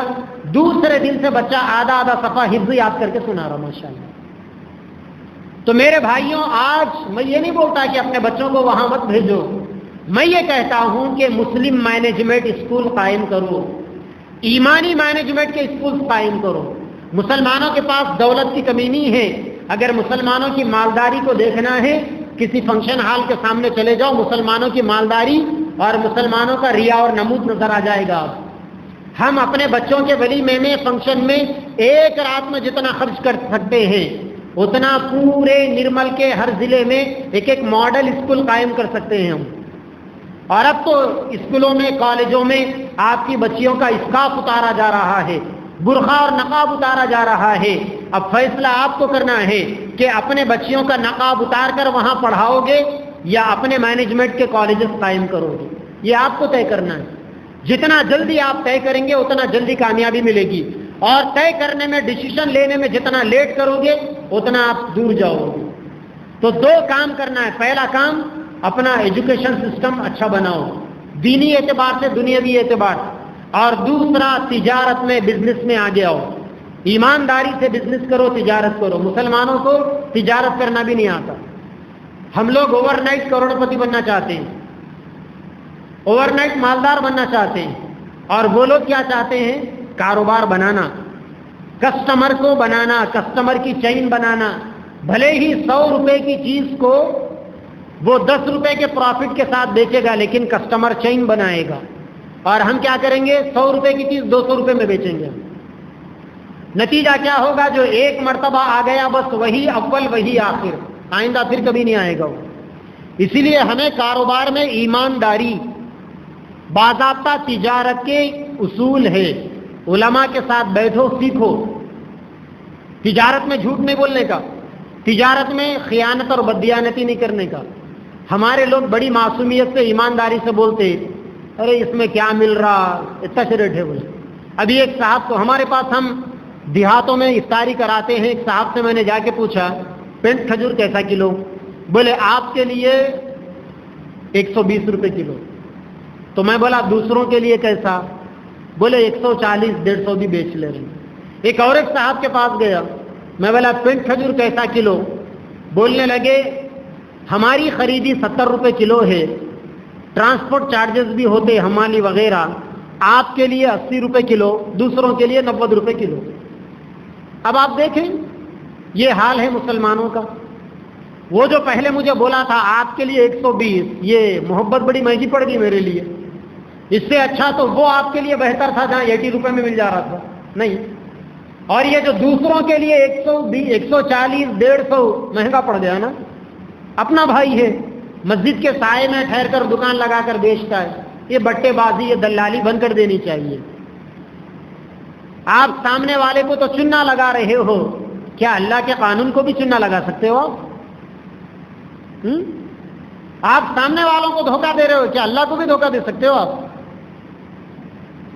اللہ تعالیٰ نے قرآن مجید کے 19واں پارے میں فرمایا کذب اصحاب الایکۃ المرسلین اذ قال لهم شعیب الا تتقون انی لکم رسول امین فاتقوا اللہ واطیعون وما اسألکم علیہ من اجر ان اجری الا علی رب العالمین اوفوا الکیل ولا تکونوا من المخسرین وزنوا بالقسطاس المستقیم. سیدنا شعیب علیہ السلام نے اپنی قوم کو کہا، ان کی قوم ناپ تول میں ڈنڈی مارتی تھی اور ملاوٹ کر کر بیچتی تھی. حضرت شعیب علیہ السلام نے اپنی قوم سے کہا اوفوا الکیل، برابر تولا کرو، وزنوا بالقسطاس، انصاف کے ساتھ کانٹا کیا کرو، دھوکہ مت دینا. اللہ تبارک و تعالیٰ کی ان مبارک تعلیمات کا اس قوم نے مذاق بنایا. اللہ تعالیٰ نے قوم کو تباہ کر دیا. ایک عذاب آیا، اللہ نے پوری قوم کو برباد کر دیا. آج بھی مسلمان قوم کاروبار میں، تجارت میں بٹے بازی کر کر، ڈنڈی مار کر، لوگوں کو دھوکہ دے کر کبھی اوپر نہیں آ سکتے. اسی لیے اگر اوپر آنا ہے ایمانداری. ایک تو مسلمانوں کو تجارت شروع کرنے کی ضرورت ہے. آج ہمارے نوجوان 10-10 سال ویسٹ گزار رہے ہیں، تجارت نہیں کرتے. پیاروں تجارت کرو. یاد رکھو کہ کوئی بھی کروڑپتی، کوئی بھی ملینار، کوئی بھی بلینار اوور نائٹ کروڑپتی نہیں بن جاتا. محنتیں ان کو کروڑپتی بناتی. آپ نے ایلن ماسک کا نام سنا؟ ٹیسلا کا جو بانی ہے ایلن ماسک، امریکہ کا. 95 میں ہر مہینہ $500 کماتا تھا. 95 میں مہینے میں $500. کتنے ہوتے ہیں انڈیا کے $500؟ 3,500 روپے، 35,000 روپے مہینے میں. آج سے 1995 میں، آج سے 25-28 سال پہلے مہینے میں $500 کماتا تھا. اور آج روزانہ اس کی کمائی 3,000 کروڑ روپے ہے. روزانہ کی کمائی 3,000 کروڑ ہے. اور وہ کتنے کا مالک ہے؟ کل کی رپورٹ ہے $256 بلین. $1 بلین $7,500 کروڑ روپے کا ہوتا ہے. $100 بلین کا مطلب 7.5 لاکھ کروڑ کا مالک. $200 بلین کا مطلب 15 لاکھ کروڑ کا مالک. 15 لاکھ کروڑ کا مطلب آپ کی انڈین گورنمنٹ پورے انڈیا کو 4 سال چلا سکتا ہے. وہ جتنی دولت کا مالک ہے 140 کروڑ والے پاپولیشن والے انڈیا کو 6 سال تک چلا سکتا ہے وہ، مگر بیٹھے بیٹھے مالک بن گیا. اس نے کہا کہ میں محنت کرتا ہوں، اور کل اس کا انٹرویو آیا کہ مگر آج تک مجھے ذاتی گھر نہیں ہے، رات میں اپنے دوستوں کے پاس گزارتا ہوں. اور ہمارے بھائی لوگ عیاشی میں اس کی ٹوپی اس کے سر، اس کی ٹوپی اس کے سر، عالیشان گھر بنا لیں گے، اے سی فٹ کر لیں گے، اچھا لپم پیوتی کرا لیں گے، سمجھ لیں گے ارمانوں کی جنت بن گئی. چھوڑ کر جانا ہے، یہ جنت چھوڑ کر جانا ہے. کہیں ایسا نہ ہو کہ یہ جنت بنانے میں اگر حرام پیسہ لگا ہوگا تو یہ ٹیمپروری جنت چھوڑ کر پرماننٹلی جہنم میں جاؤ گے آپ. اسی لیے زندگیوں کو شریعت کے سانچے میں ڈھالو، پیارے نبی صلی اللہ علیہ وسلم کے سانچے میں، تعلیمات کے سانچے میں، سنتوں کے سانچے میں اپنے اخلاق کو، اپنے کردار کو بلندی عطا کرو. اللہ تبارک و تعالی اخلاق کی بلندی والوں کو کامیابیاں عطا کرتے ہیں. آج ہم مسلمان گر چکے ہیں. میں آپ سے کہتا ہوں کہ اگر آج ہم میں سے کسی کو بھی اٹھا کر تلنگانہ کا سی ایم بنا دیے، چلا سکتے اسٹیٹ؟ ارے بولو نا، چلا سکتے؟ اگر آج ہم میں سے کسی کو بھی اٹھا کر آئی کے ریڈی صاحب کو بولو آپ بیٹھو، ان کو بٹھاتے، چلا سکتے آپ؟ نہیں چلا سکتے. کوالٹی نہیں آئی. اگر کوالٹی آتی تو اللہ خود بخود دے دیتے آپ کو. اللہ کا وعدہ ہے بھائی، وعد اللہ الذین آمنوا منکم وعملوا الصالحات لیستخلفنہم فی الارض کما استخلف الذین من قبلہم. اللہ تبارک و تعالیٰ کا ایمان والوں سے اور نیک اعمال کرنے والوں سے وعدہ ہے کہ اللہ تمہیں روئے زمین کا بادشاہ بنائے گا جیسا پہلے لوگوں کو بادشاہ بنایا تھا. آج تم بادشاہ نہیں ہے، فقیر ہے، اس کا مطلب کوالٹی لیس ہے تم. ہم بیس لیس ہے، اس وجہ سے چیزوں سے خالی ہے، ہاتھ خالی ہے. اسی لیے میرے بھائیوں، دل چھوٹا کرنے کی ضرورت نہیں. رمضان کا مبارک مہینہ ہے، اللہ تبارک و تعالیٰ کی ذات سے تعلق قائم کرنے کا مہینہ ہے. اسی لیے رمضان کے مہینے میں اللہ تبارک و تعالیٰ کی ذات سے تعلق قائم کرو. 1 گھنٹہ 38 منٹ ہونے آ رہے ہیں، کافی وقت ہے، آدھی رات سے زیادہ پڑی ہوئی. طاق راتوں کا موقع ہے، شب قدر کی تلاش ہے. 2 رکعت بھی ایمانداری سے دل لگا کر پڑھ لو. اگر آج طاق رات میں شب برات ہوگی، شب قدر ہوگی، تو انشاءاللہ اللہ تعالیٰ 2 رکعت پڑھنے کی وجہ سے بھی رات بھر عبادت کرنے کا ثواب دے دیں گے انشاءاللہ. بشرطے کہ رات کی تنہائی میں 2 رکعت اپنے اور اپنے رب کو گواہ رکھ کر پڑھو، رب کے استحضار کے ساتھ پڑھو، اس خیال سے پڑھو کہ میں اللہ کے سامنے نماز پڑھ رہا ہوں، اللہ مجھے دیکھ رہے ہیں. اور پوری ایمانداری کے ساتھ نماز کے بعد بیٹھو.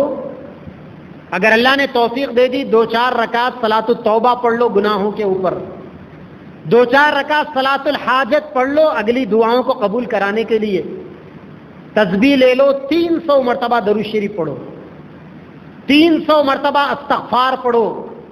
لمبا درود نہیں پڑھ سکتے، چھوٹا درود پڑھو، صلی اللہ علیہ وسلم، صلی اللہ علیہ وسلم.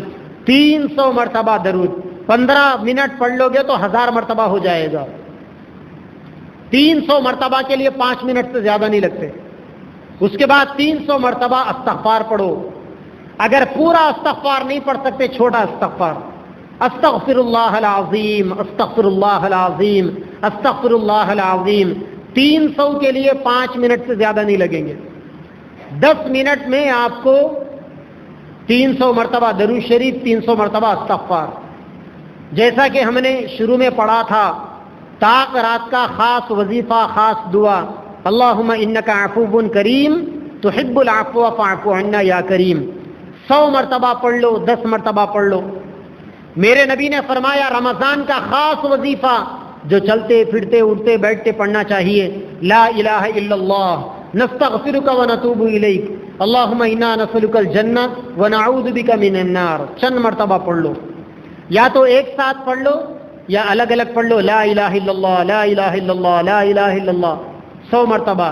نستغفرک و نتوب الیک نستغفرک و نتوب الیک یا استغفرک و اتوب الیک 100 مرتبہ. اللہم انا نسألک الجنہ اللہم انا نسألک الجنہ 100 مرتبہ.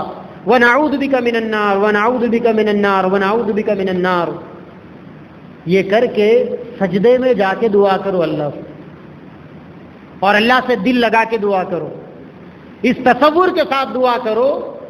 یاد رکھو دعا طوطوں کے جیسا رٹا لگانے کا نام نہیں ہے, دعا دل کی فیلنگ کا نام, دل کے جذبات کا نام. دعا اللہ اور اس کے بندے کے درمیان میں راز کا نام. آپ اپنا دکھڑا, اپنی تکلیف, اپنا درد اللہ کے سامنے رکھو, اپنے الفاظ میں رکھو. اگر آپ اپنی زبان سے نہیں بول سکتے, دل میں بول لو, دل سے دعا کرو. تھوڑا آنسو لانے کی کوشش کرو آنکھوں میں. یاد رکھو ابھی کل حدیث پڑھ رہا تھا الترغیب و ترہیب میں, میرے نبی نے فرمایا بندہ سب سے زیادہ اللہ کا قرب, اللہ کا تعلق رونے کی حالت میں قائم کرتا ہے. دنیا والوں کے سامنے ہم ہنسیں گے تو عزت بڑھے گی, اللہ کے سامنے روئیں گے تو عزت بڑھے گی. دنیا والوں کے سامنے ہنستے رہو, اللہ کے سامنے روتے رہو. حضرت عیسیٰ علیہ السلام, حضرت یحییٰ علیہ السلام خلیرے بھائی تھے. حضرت عیسیٰ علیہ السلام ہمیشہ ہنستے تھے, یحییٰ علیہ السلام ہمیشہ روتے تھے.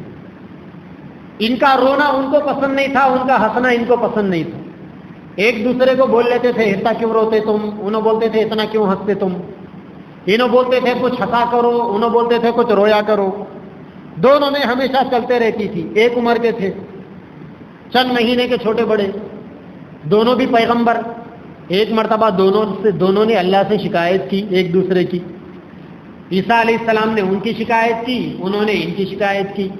تو اللہ تبارک و تعالیٰ نے رونے والوں سے کہا تنہائی میں رویا کرو, لوگوں میں ہنسا کرو. اور ہنسنے والوں سے اللہ نے کہا لوگوں میں ہنسا کرو, تنہائی میں رو لیا کرو. اسی لیے میرے بھائیوں, لوگوں میں تو مسکراتے رہنا چاہیے. اللہ کے نبی کے بارے میں ہے کان رسول اللہ صلی اللہ علیہ وسلم متبسم الوجہ. اللہ کے نبی مسکراتے چہرے والے تھے, ہمیشہ آپ کے چہرے پر مسکراہٹ. صحابہ فرماتے ہیں نبی کی مسکراہٹ کیسی, حدیث میں ہے حتی بدت نواجذہ, آپ مسکراتے تھے تو آپ کے یہ سامنے کے دانت نظر آتے تھے. صحابہ نے میرے نبی کی مسکراہٹ کی منظر کشی کر دی. آج جب ہم تصور کی دنیا میں جا کر سوچتے ہیں تو میرے نبی کا مسکرانا کیسا ہوتا, تو وہ نورانی چہرہ ہمیں نظر آتا ہے, اور وہ ہیروں کے جیسے چمکتے دانت پیارے نبی کے 2 مبارک ہونٹوں کے بیچ میں نظر آتے ہیں.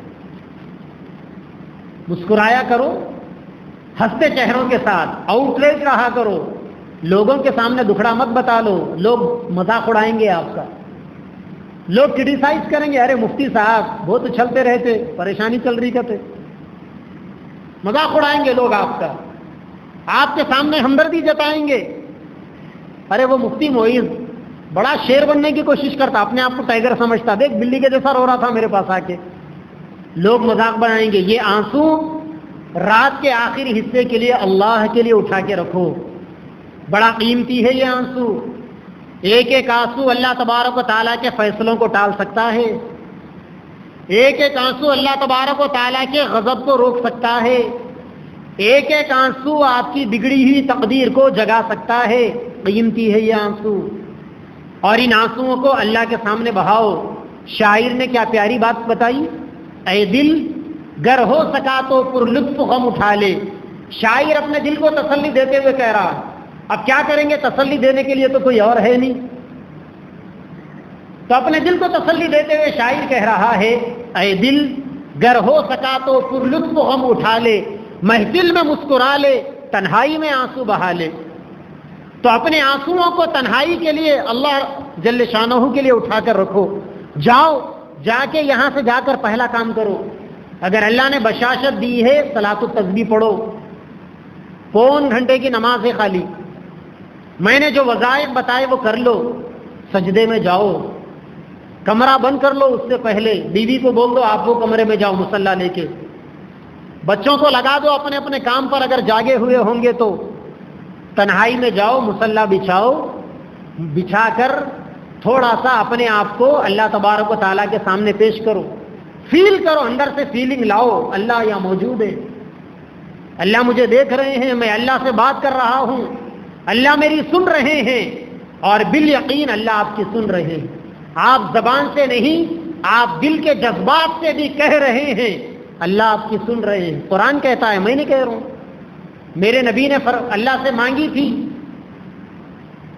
اللہ نے قرآن میں فرمایا اذا سألک عبادی عنی فإنی قریب، جب میرے بندے مجھ سے مانگتے ہیں تو میں ان کے قریب ہوں، اجیب دعوت الداعی اذا دعانی، کہ جو مجھے پکارتا ہے میں اس کی پکار کو سنتا ہوں، فلیستجیبوا لی، لوگوں کو چاہیے کہ وہ مجھے ہی پکاریں۔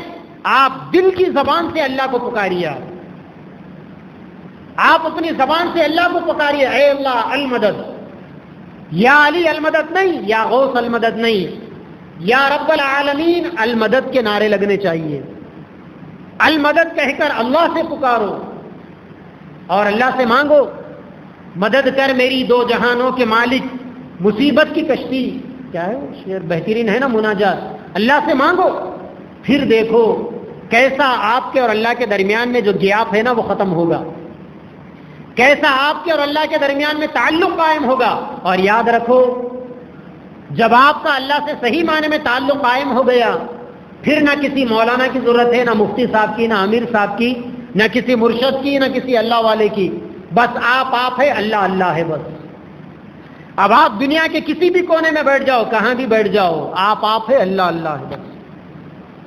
بس پھر کیا ہے، من کان للہ کان اللہ لہ، جو آدمی اللہ کا ہو گیا، جس کا اللہ ہو گیا، سب کچھ اس کا ہو گیا۔ آج کی رات سے یہ کام شروع کرو، جا کر تنہائی میں اپنا دکھڑا اللہ کو سناؤ، اپنے مسائل اپنے دوستوں سے، رشتہ داروں سے بہت سنا لیا آپ نے، ایک دفعہ اللہ کو اپنا دوست بناؤ۔ ان ولی اللہ الذی نزل الکتاب وہو یتولی الصالحین، اللہ تبارک و تعالیٰ نیک لوگوں کے دوست تھے۔ اللہ ولی المؤمنین، آپ ایمان والے ہیں، اللہ آپ کے دوست ہیں۔ اللہ ولی الذین آمنوا، اللہ تعالیٰ ایمان والوں کے دوست ہے، آپ کا اللہ کی ذات پر ایمان ہے، آپ اللہ کے دوست ہیں۔ آپ میں سے ہر ساتھی اللہ کا دوست ہے، آپ اللہ کے ولی ہے، آپ زندہ شاہ ولی ہے، آپ مرنے کے بعد درگاہ مت بنا لو، زندہ شاہ ولی ہے آپ اللہ تبارک و تعالیٰ سے تعلق قائم کیجئے، آج کی رات سے قائم کیجئے۔ جائیے یہاں سے تنہائی کے 2 رکعت دل لگا کر، کچھ اوراد، کچھ وظائف، اس کے بعد دعا مانگیے، پھر سو جائیے چاہو تو، اگر اللہ نے بشاشت دی، سحر کا وقت بھی قریب ہے، دعا کر لیں، آپ سحر کر لیں، پھر فجر کے بعد آرام کر لینا، اشراق پڑھ کے، پھر چاشت پڑھ لینا اٹھ کے 11-12 بجے، پھر اس کے بعد ظہر کے لیے تیاری کر لینا۔ عبادت کی عبادت، اللہ سے تعلق کا تعلق۔ میرے بھائیوں، آج کی اس لمبی سما خراشی کا خلاصہ یہی ہے کہ ہم کو موجودہ حالات میں بدلنے کی ضرورت ہے۔ ہمارے حالات تبھی بدلیں گے جب ہم نمازوں کا اہتمام، تہجد کا اہتمام، خاص طور پر فجر کی پابندی، قرآن سے اپنا تعلق قائم کریں گے، اور اس بات کا عقیدہ رکھیں گے کہ اللہ کی مدد حق کے ساتھ ہے۔ اگر آپ حق کے ساتھ کھڑے ہیں، ضرور آج نہیں تو کل اللہ آپ کی مدد کریں گے۔ اور ملک کے اندر مسلمانوں کے لیے کرنے کے 2 کام، پہلا کام دینی اور دنیاوی تعلیم میں کمال پیدا کرنا، اور دوسرا مسلمان تجارت میں اترنا، بزنس کرنا۔ یاد رکھو، یہ جتنے بھی حکومت کی گدیوں پر بیٹھے ہوئے ہیں یہ کرایہ دار ہیں۔ یہ راحت اندوری نے کہا تھا نا، اللہ ان کی مغفرت کرے، کرایہ دار ہے، ذاتی مکان تھوڑی ہے، یہ سب کرایہ دار ہے۔ ان سے پہلے بھی بہت سے کرایہ دار آئے چلے گئے، اب پتہ بھی نہیں ہے ان کا کوئی نام و نشان بھی نہیں، یہ بھی چلے جائیں گے۔ اس ملک کے اندر سیکولرزم ہے نا، ڈیموکریسی ہے نا، جمہوریت ہے نا، جمہوریت کے اندر مکاندار کون ہوتا ہے معلوم ہے؟ جمہوریت کے اندر مکاندار پونجی پتی ہوتے ہیں، پیسے والے۔ اگر آپ اڈانی امبانی بنو گے تو آپ مکاندار، جس کو چاہو گے بٹھاؤ گے، جس کو چاہو گے پالیسیاں چینج کر اتار سکتے ہو، تو آپ مکاندار بننے کی کوشش کیجئے۔ یہ کرایہ دار ہے، آج ہے کل چلے جائیں گے۔ ان کو جب دولت کی ضرورت پڑے گی تو یہ وپرو والے عظیم کے پاس بھی جا کر جی حضوری کریں گے، اور اگر ان کو دولت کی ضرورت پڑے گی تو یہ سپلا والے یوسف حامد کے پاس بھی جا کر جے جے کریں گے۔